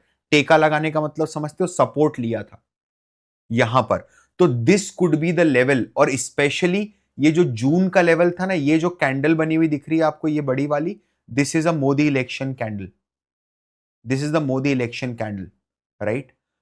ये जो कैंडल है ना, ये जो सपोर्ट था, ये बहुत क्रूशियल पॉइंट था, क्योंकि ये जो पॉइंट था, ये ऐसा पॉइंट था जब निफ्टी 20% भी गिर सकता था। यस और नो? क्या उस दिन निफ्टी अगर चाहता तो 15% भी गिर सकता था? कोई आया और निफ्टी को बचा के उठा के ले गया। मतलब क्या निफ्टी, ध्यान से समझना जो बता रहा हूं, क्या ये जो पॉइंट बना, ये निफ्टी की बहुत बड़ी बाइंग जोन बनी क्या, कि यहां पर किसी ने बहुत बड़ा पैसा लगा दिया निफ्टी में आके और निफ्टी को उठा के ऊपर लेके चले गए। मतलब मार्केट में अगर फिर से ये जोन आता है, तो क्या जिसने यहां पर पैसा डाला है, क्या वो फिर से एवरेजिंग करने की कोशिश करेगा? क्या मैं करता हूं ये चीज, मैं करता हूं ये चीज, समझ रहे हो आप? वो फिर से अपनी पोजीशन डबल करेगा। सर ऐसे कैसे डबल कर लेगा? समझना, मैं तो नहीं करता, आप नहीं करते, वो करेगा। और आप भी करते अगर निफ्टी 50 की बात करता मैं तो। एलआईसी करेगा ना, एलआईसी करेगा, गवर्नमेंट ऑफ सिंगापुर करेगी, एक्सिस म्यूचुअल फंड करेगा, क्वांट म्यूचुअल फंड करेगा, ये सब लोग अपनी पोजीशन बढ़ा देंगे यहां पर आके। तो निफ्टी अगर ये जो ब्लैक लाइन मैंने बोली ना 23,300 की, अगर निफ्टी इसको तोड़ देता है, तो निफ्टी का अगला जो आपको जर्नी दिख रही है ना, वो निफ्टी की अगली जर्नी ये मिलेगी आपको 21,200। और अगर भगवान ना करे कभी गलती से, वैसे तो पॉसिबल नहीं है, 21,200 भी तोड़ देता है, तो फिर आप आ जाओ सीधे 18,900 के ऊपर। कोई बोल रहा है 22,000 पे भी एक सपोर्ट है। हाँ, वो यही वाला सपोर्ट है, मतलब यही लेवल की बात कर रहा हूं मैं। ये जो जिगजॉग लेवल है, यहां पर से रोटेशन के बड़े चांसेस है, ये लास्ट सपोर्ट बनेगा निफ्टी के लिए। अब अगर ऐसी कंडीशन है ना, तो आपको लगता है कि, आपको क्या लगता है, do you think so that ये स्टॉक सबसे पहले रिवाइवल करेंगे? यानी अब अगर निफ्टी वापस नया लाइफ टाइम हाई बनाता है, मैं फिर से इसको खत्म करता हूं पूरा, निफ्टी अगर फिर, सॉरी,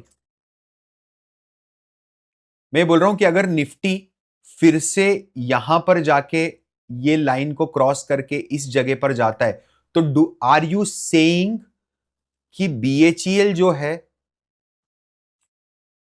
जो बीएचईएल का स्टॉक है,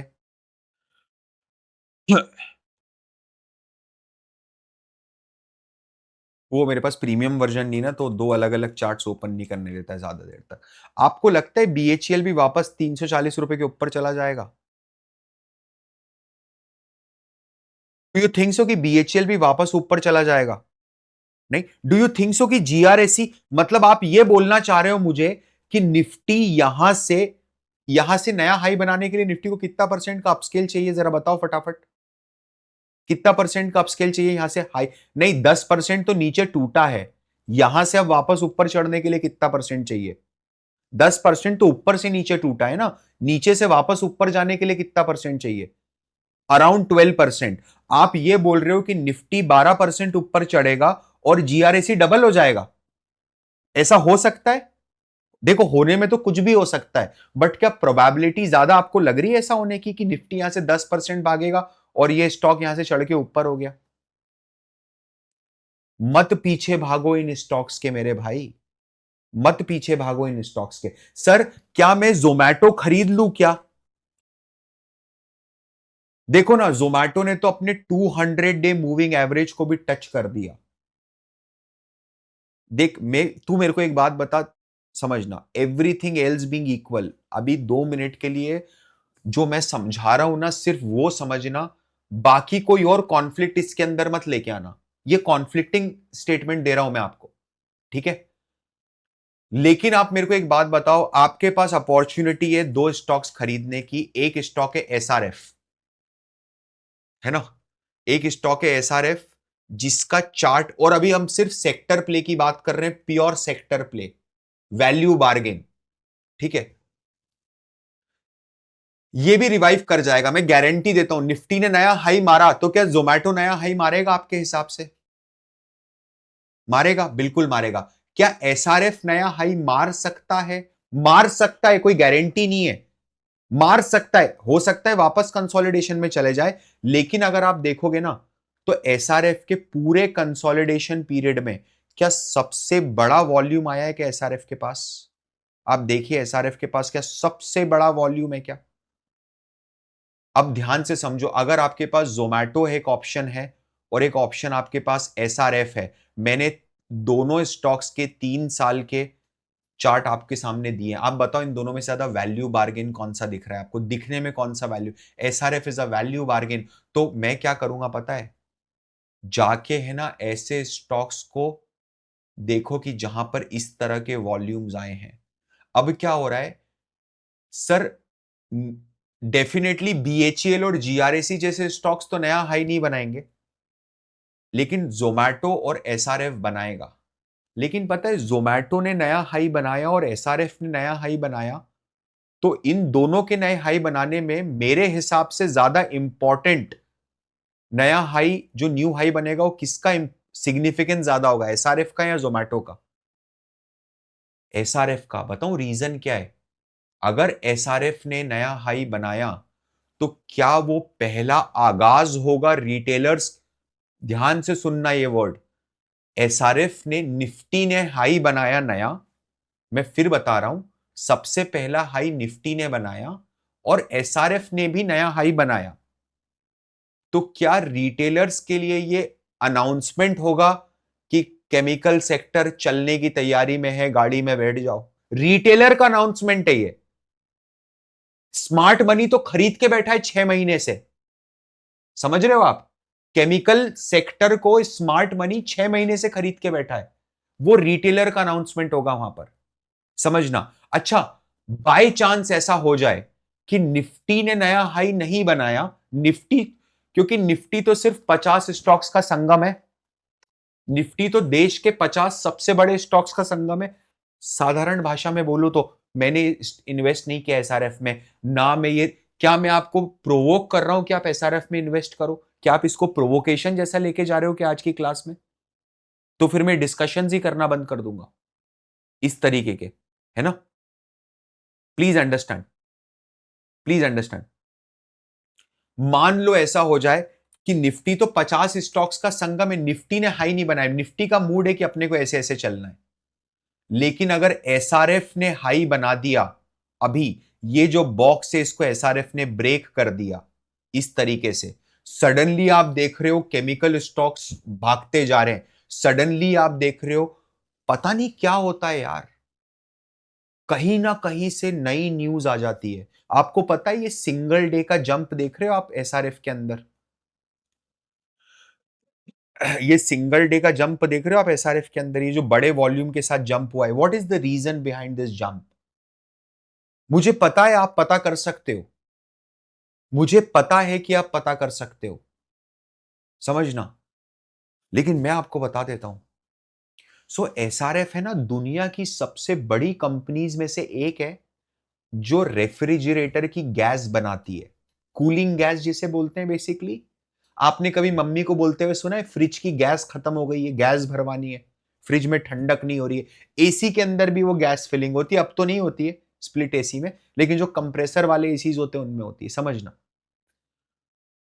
तो यूएस में क्या हुआ ना, यूएस की जो सबसे बड़ी गैस बनाने वाली कंपनी थी, कूलिंग गैस बनाने वाली कंपनी, उसके अंदर कुछ गड़बड़ हो गई है। मैंने को एग्जैक्ट नहीं पता, because I am not tracking SRF इतना डीप में, ठीक है। उसमें कुछ बड़ी गड़बड़ हो गई और उसके कारण उसने है ना अपने फ्यूचर के ऑर्डर्स कैंसिल कर दिए, जो पाइपलाइन में ऑर्डर्स थे वो सब कैंसिल हो गए। तो अब being the one of the largest players in the world, क्या पूरी डिमांड एसआरएफ की तरफ शिफ्ट होगी? देखो ये न्यूज अभी आई है 2 दिन पहले, अभी की न्यूज है, 9 जनवरी की न्यूज है ये ऑटोमेटिकली होता है। जब समय आने वाला होता है ना किसी व्यक्ति का, बोलते हैं ना कि वो पत्थर को भी सोना बना देता है, वो जो जहां हाथ डालता है वहां से पैसा निकालता है। समझ रहे हो आप? क्या ये सेम चीज नवीन फ्लोरीन में भी, फ्लोरीन गैस होती है वो, ये सेम चीज नवीन फ्लोरीन में भी हुई है क्या? देखो आप, बड़ा वॉल्यूम, देखो ना क्या वॉल्यूम के साथ बाइंग हुई है उस दिन, 9 जनवरी के दिन ही हुई है। Why it has happened? ठीक है, समझना। नहीं, my reason for not investing in SRF, कोई बोल रहा है what is your reason? Because there are 7,500 such stocks to invest. ऐसा थोड़ी ना होता है, क्या हर स्टॉक जो अच्छा होगा उसमें इन्वेस्ट करोगे? क्या पैसा कहां से लाओगे? समझ लो। कोई बोल रहा है सर क्या, बट ये न्यूज बेस्ड जंप, क्या ये न्यूज बेस्ड जंप बहुत अच्छी होती है? बिल्कुल भी नहीं। मैं ये बोल रहा हूं, क्या मैंने आपको ये बोला कि जैसे कोई स्टॉक की अच्छी खबर आए पूरा पैसा उसमें डाल दो? बिल्कुल भी नहीं। मैं ये बोल रहा हूं जब सेक्टर रोटेशन होता है ना, जब किसी व्यक्ति का समय आने वाला होता है, जब किसी स्टॉक का समय आने वाला होता है, तो आप देखते हो कि सारी चीजें उसके फेवर में होती है। निफ्टी ने नया हाई नहीं मारा, लेकिन एसआरएफ मार देगा। समझ रहे हो आप? मार्केट रोज गिर रहा है, मार्केट में 2-2, 3-3% की फॉल हो रही है, 4-4% गिर रहा है इंडेक्स, लेकिन म्यूचुअल फंड केमिकल सेक्टर खरीद रहे हैं। ठीक है, चाइना के अंदर कुछ गड़बड़ हो गई, इंडिया का केमिकल सेक्टर के लिए पॉजिटिव न्यूज आ गई। ये अभी न्यूज आई 9 जनवरी को कि वहां पर, मैं बोल रहा हूं सब चीजें एक साथ काम करती हैं, तब जो होता है, तब सेक्टर रोटेशन का प्ले होता है। और अभी जो इस समय मार्केट की कंडीशन है ना, ये मैं मेरे अनुभव से आपको बता रहा हूं। पनवाड़ी, पनवाड़ी पान, पान बेचना, there is no nothing wrong in that occupation, it is just a metaphor which I am using. What, पान की दुकान की क्यों बात होती है? बिकॉज इट इज अ अड्डा जहां पर हर तरह का आदमी आता है। सोसाइटी वहां की खड़ी होती है। पहले जब लोगों के पास बहुत फ्री टाइम होता था, लोग पान की दुकान में जाके पेपर पढ़ते थे। तो एक पान की दुकान पे अगर स्टॉक मार्केट की बातें चल रही हैं, आप खड़े हो, आप इंतजार कर रहे हो मेट्रो का, बस का, ट्रेन का, और पीछे कोई स्टॉक की बात कर रहा है, आईपीओ की बात कर रहा है, ये सबसे खतरनाक टाइम होता है। ऐसे टाइम पर देखो क्या होता है पता है, टाइम तो सारे ही खतरनाक है, और ये खतरनाक समय जो होते हैं ये कुछ कुछ समय में आते रहते हैं। एक स्कूल ऑफ थॉट ये होता है लोगों का कि आप है ना अभी स्टॉक खरीद लो, फिर जब मार्केट का टॉप बने ना तो बेच देना, और फिर जब वापस मार्केट नीचे आए तो यहां फिर से खरीद लेना, और फिर जब वापस मार्केट का टॉप बने तो फिर बेच देना। मेरे को एक बात बताओ, क्या ये चीजें सिर्फ किताबों में अच्छी लगती हैं? पेपर ट्रेडिंग में ही पॉसिबल है ये चीज। अच्छा, दूसरी चीज, तू जब 1,00,000-2,00,000 लेके ट्रेडिंग कर रहा है ना, तेरा पोर्टफोलियो ही 2,00,000 का है, तब तू ये काम कर सकता है क्या? बार बार खरीदने बेचने का आराम से कर सकता है। लेकिन अगर आप वेल्थ मैनेजर हो और आप पोर्टफोलियो जो, अभी जैसे मेरे एक स्टूडेंट है, मैं आई एम नॉट किडिंग, आपको ऐसा लग रहा है कि क्या आप फाकालॉजी कर रहे हो? देबप्रिया मोहंती करके नाम है उनका, देबप्रिया मोहंती नाम है। He is managing 9,000 crore, I am not kidding. वो बंदा कॉल लेता है कि 9,000 करोड़ के साथ क्या करना है, म्यूचुअल फंड में डालना है, स्टॉक में डालना है, सोने में डालना है, पेंटिंग खरीदनी, is a hedge fund manager. ठीक है, आप मेरे को बताओ, आप फ्यूचर में जाके जब 500 करोड़ का पोर्टफोलियो मैनेज करते हो, do you think so it is इतना आसान होगा 500 करोड़ के पोर्टफोलियो को बेच के खाली कर देना, फिर वापस खरीद लेना, फिर वापस खाली कर देना, फिर वापस खरीद लेना? डू यू थिंक सो? आप 1,000 करोड़ के स्टॉक्स ऐसे ही खरीद के बेच दोगे क्या मार्केट में चलते फिरते? क्या क्या चीजें होंगी? लिक्विडिटी का इशू आएगा, नंबर 1। दूसरी चीज, सबसे बड़ा इशू तो लिक्विडिटी का आएगा। ठीक है, कि खरीदार नहीं है, कोई बेचने वाला नहीं है। यहां पर कोई खरीदने वाला नहीं था, अब यहां पर कोई बेचने वाला नहीं है। दूसरा, क्या टैक्स के इंप्लीकेशंस आ जाते हैं क्या? और ये सब चीजें अपनी जगह हैं। मेरे को मेरे बड़े बुजुर्ग ये बोल के गए, buy right sit tight, market से बाहर नहीं होना है, I want to stay invested in the market. तो क्या होता है ना, जैसे अब अभी समझ में आया कि सिचुएशन कितनी गंभीर है, पान की दुकानों के ऊपर आईपीओ के डिस्कशंस हो रहे हैं, है ना? लोग आज एक बच्चे का फोन आया था, वेरी इनोसेंट गाय, मैं नाम नहीं लेके बात करता कभी भी स्टूडेंट्स की, अनलेस अदरवाइज आप कोई मस्ती ना करो मेरी लाइव क्लास में, तो मैं आपका नाम स्क्रीन पे दिखाऊंगा, नहीं तो नहीं। And we all are family, तो मैं आपको किसी को भी इंडिविजुअल लेवल पे कभी भी, मेरे को तो नाम भी याद नहीं रहेगा यार, लिटरली, मतलब मैं 2 दिन बाद, मैं भाई एक हफ्ते में मैं 9-10 क्लासेस पढ़ाता हूँ, 10 classes in a week, right? I don't even, मेरे को कैसे याद रहेगा क्या हुआ है 3 महीने 2 दिन पहले की क्लास में, ठीक है? और इसके अलावा रिकॉर्डिंग्स और बाकी सब जो डेली एक्टिविटीज है वो सब अलग है, ठीक है? सो जब ऐसा माहौल है मार्केट में, उसके बावजूद भी मार्केट में इन्वेस्टमेंट तो होगा यार, लाइक मैं भी करूंगा, आप भी करोगे, बट है ना, हमें वैल्यू पिक्स करना है। बीएचईएल में दिमाग मत लगाओ, आरवीएनएल में दिमाग लगाना चाहिए। आरवीएनएल में, रेलवे के स्टॉक्स में, defence, defence, solar, renewable energy, total gas, Adani, नहीं? आपको पता है, बच्चा पागल है दुनिया आज के टाइम पर। आज के टाइम पर रिटेलर सबसे ज्यादा, अगर किन्हीं स्टॉक्स की बात कर रहे हैं, मैं बता देता हूं जिस स्टॉक्स पे रिटेलर सबसे ज्यादा बात कर रहा है। एक, number 1 railway, number 2 defence, number 3 PSU, number 4 automobile, ठीक है? नहीं, ये फैक्ट है। हाँ के ना बताओ? आई एम, सबसे ज्यादा कन्वर्जेशन इन मुद्दों पे हो रही है इस समय। ये कीवर्ड सबसे हॉट कीवर्ड्स हैं इस टाइम पर। कारण क्या हो रहा है पता है? ऊपर माल खरीद के बैठ गए, 1200 रुपए पे, 1100 रुपए पे टाटा मोटर्स खरीद लिया, 1100 रुपीज पे, है ना? अब जब वो 700 रुपए आ गया तो 12 बज रही है, और लोगों को देख रहे, टीवी देख रहे, तो 500 550 के टारगेट दिख रहे, तो समझ ही नहीं आ रहा है क्या करें। अच्छा, जिस व्यक्ति ने डब्बा ट्रेडिंग करी, जिस व्यक्ति ने लिवरेज लेके खरीदा, उसके तो घर बार बिक गए। 50% नीचे लिवरेज कैसे हैंडल करेगा कोई भी? 50% नीचे अगर स्टॉक गिर गया, 40% टूट गया स्टॉक, तो how would you handle leverage? It is practically not possible. समझना,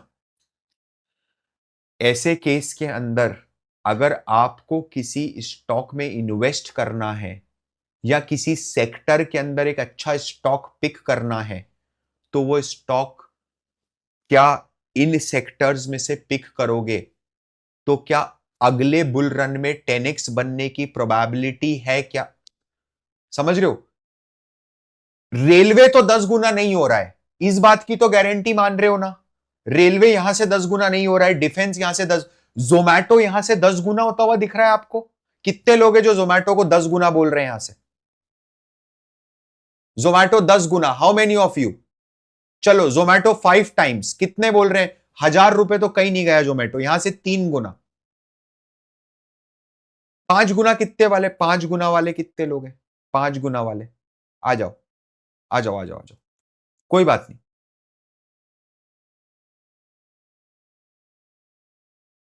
समझना इधर, 2.5 लाख करोड़ की कंपनी है जोमैटो।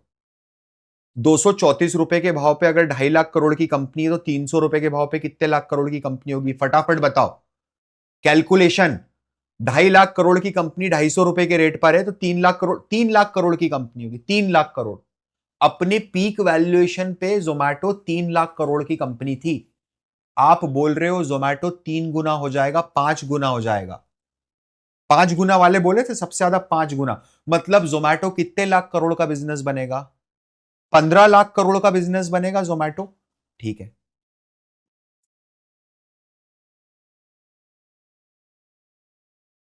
पावा जी बनेगा मतलब। सर आज थोड़ी ना बनेगा, 10 साल में बनेगा, 5 साल में बनेगा। टारगेट देख रहा, समझ रहा है तू? तेरे को समझ में आया कि ओवर वैल्यूड और एक्सपेंसिव बिजनेसेस कौन से हैं? एक लेयर ऑफ स्क्रीनिंग कैसे कर सकते हो? क्या जोमैटो एक एक्सपेंसिव बिजनेस टू बाय है इस टाइम पर? भाई देख यार, सिंपल सी बात है, मुझे मेरे पैसे को 18% से ग्रो कराना है क्या? आपका आपका ऑब्जेक्टिव ये है अपने जीवन में कि 18% से पैसे को ग्रो कराएंगे? अगर आप 18% ईयरली का टारगेट लेते हो, तो आप ये मान रहे हो, आप समझना आप क्या अज्यूम कर रहे हो, कि जीवन में आने वाले 20-25 सालों तक आप मार्केट से हर साल 18% निकाल के लेके जाओगे। क्या ये पॉसिबल है? क्या मार्केट आपके हिसाब से चलेगा? आपको टारगेट 40%, 50% का करना चाहिए कि नहीं करना चाहिए?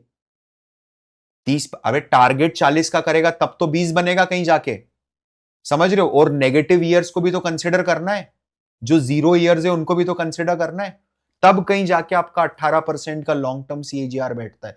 आपको ये लगता है कि जैसे आप अपने को लगता है ना कि वॉरेन बफेट सर 18% का सीएजीआर बनाया, do you think so he was running behind 18% for last 70 years? मतलब 60 साल पहले उनकी विचारधारा ये थी कि मैं कोई स्टॉक खरीदता हूं जो मेरे को 18% का रिटर्न देगा। No, they take the bet for 10x। Yes और नो? बेट, यार मार्केट में तो मैं पैसा डाल रहा हूं ना, I am taking a bet, तो why not should I take for 10x? पैसा तो डूबेगा ही डूबेगा दोनों केस में। तो जब मेरे को स्टॉक मार्केट में ही पैसा लगाना है तो मैं रिलायंस इंडस्ट्रीज में क्यों पैसा लगाऊं? समझ रहे हो? मैं ऐसे स्टॉक में पैसा लगाऊंगा ना जिसके बढ़ने के चांसेस ज्यादा हैं। अबे कम से कम ऐसे घोड़े पे तो लगा जो 10 गुना हो सकता है। जोमैटो तो ऐसा हॉर्स ही नहीं है जो 10 गुना जा सकता है, और 18% रिटर्न देना है तो म्यूचुअल फंड भी दे देगा। मैं क्यों चिल्ला रहा हूं रात को 11:15 बजे? आप क्यों सुन रहे हो बैठ के? क्या आपको ये चीज समझ में आ रही है जो मैंने अभी तक आपको बोली है? सभी लोगों को क्या समझना? मैंने आपको, देखो यार, मैं कभी भी है ना आपको मास्टरी नहीं दे सकता, that is next to impossible. मेरे को इतनी सारी चीजें कवर करनी है इस कोहर्ट में, बट मैंने आज आपको एक रेसिपी दी है that how you can identify the stock rotation, the sector rotation. क्या ये चीज समझ में आ गई कि आप sector rotation, and this is, समझना, and this is just one of the techniques to identify the sector rotation. इसके अलावा भी टेक्निक्स है which I will discuss in future sessions. But हमारे जो डिस्कशंस हैं बहुत अनमोल है। आपका जो आज का डिस्कशन हुआ है, इसका मानना मेरी बात, तूने अगर जो मैंने आज डिस्कशन करा है इसका तूने 50% भी कर दिया घर पे जाके, और तूने इसका 30-40% इंप्लीमेंट कर लिया अपनी लाइफ में, इंटरव्यू में अगर आप इसका 5% बोल भी आए अपने मुंह से, इंटरव्यू में अगर आप 5% भी बोल आए ना आज के डिस्कशन का, तो आपके अंदर एक रिलेटिव एक्सीलेंसी आएगी। मुझे आपको सबसे अच्छा नहीं बनाना है, कोई किसी को सबसे अच्छा नहीं बना सकता, मैं खुद सबसे अच्छा नहीं हूं तो आपको सबसे अच्छा इक्विटी रिसर्च, अरे मैंने इक्विटी रिसर्च एनालिस्ट की नौकरी नहीं करी कभी जीवन में, तो मैं कैसे आपको बनाऊंगा दुनिया का सबसे अच्छा इक्विटी रिसर्च एनालिस्ट? मुझे आपको, जब वो 10 लोग जो आपके साथ 10 लोग इंटरव्यू देने जाएंगे ना, मेरा ऑब्जेक्टिव है कि उन 10 में आप सबसे अच्छे रहो। सो आई डोंट वांट और I don't expect absolute excellency from you कि आप सबसे अच्छे बन जाओ। I only want relative excellency.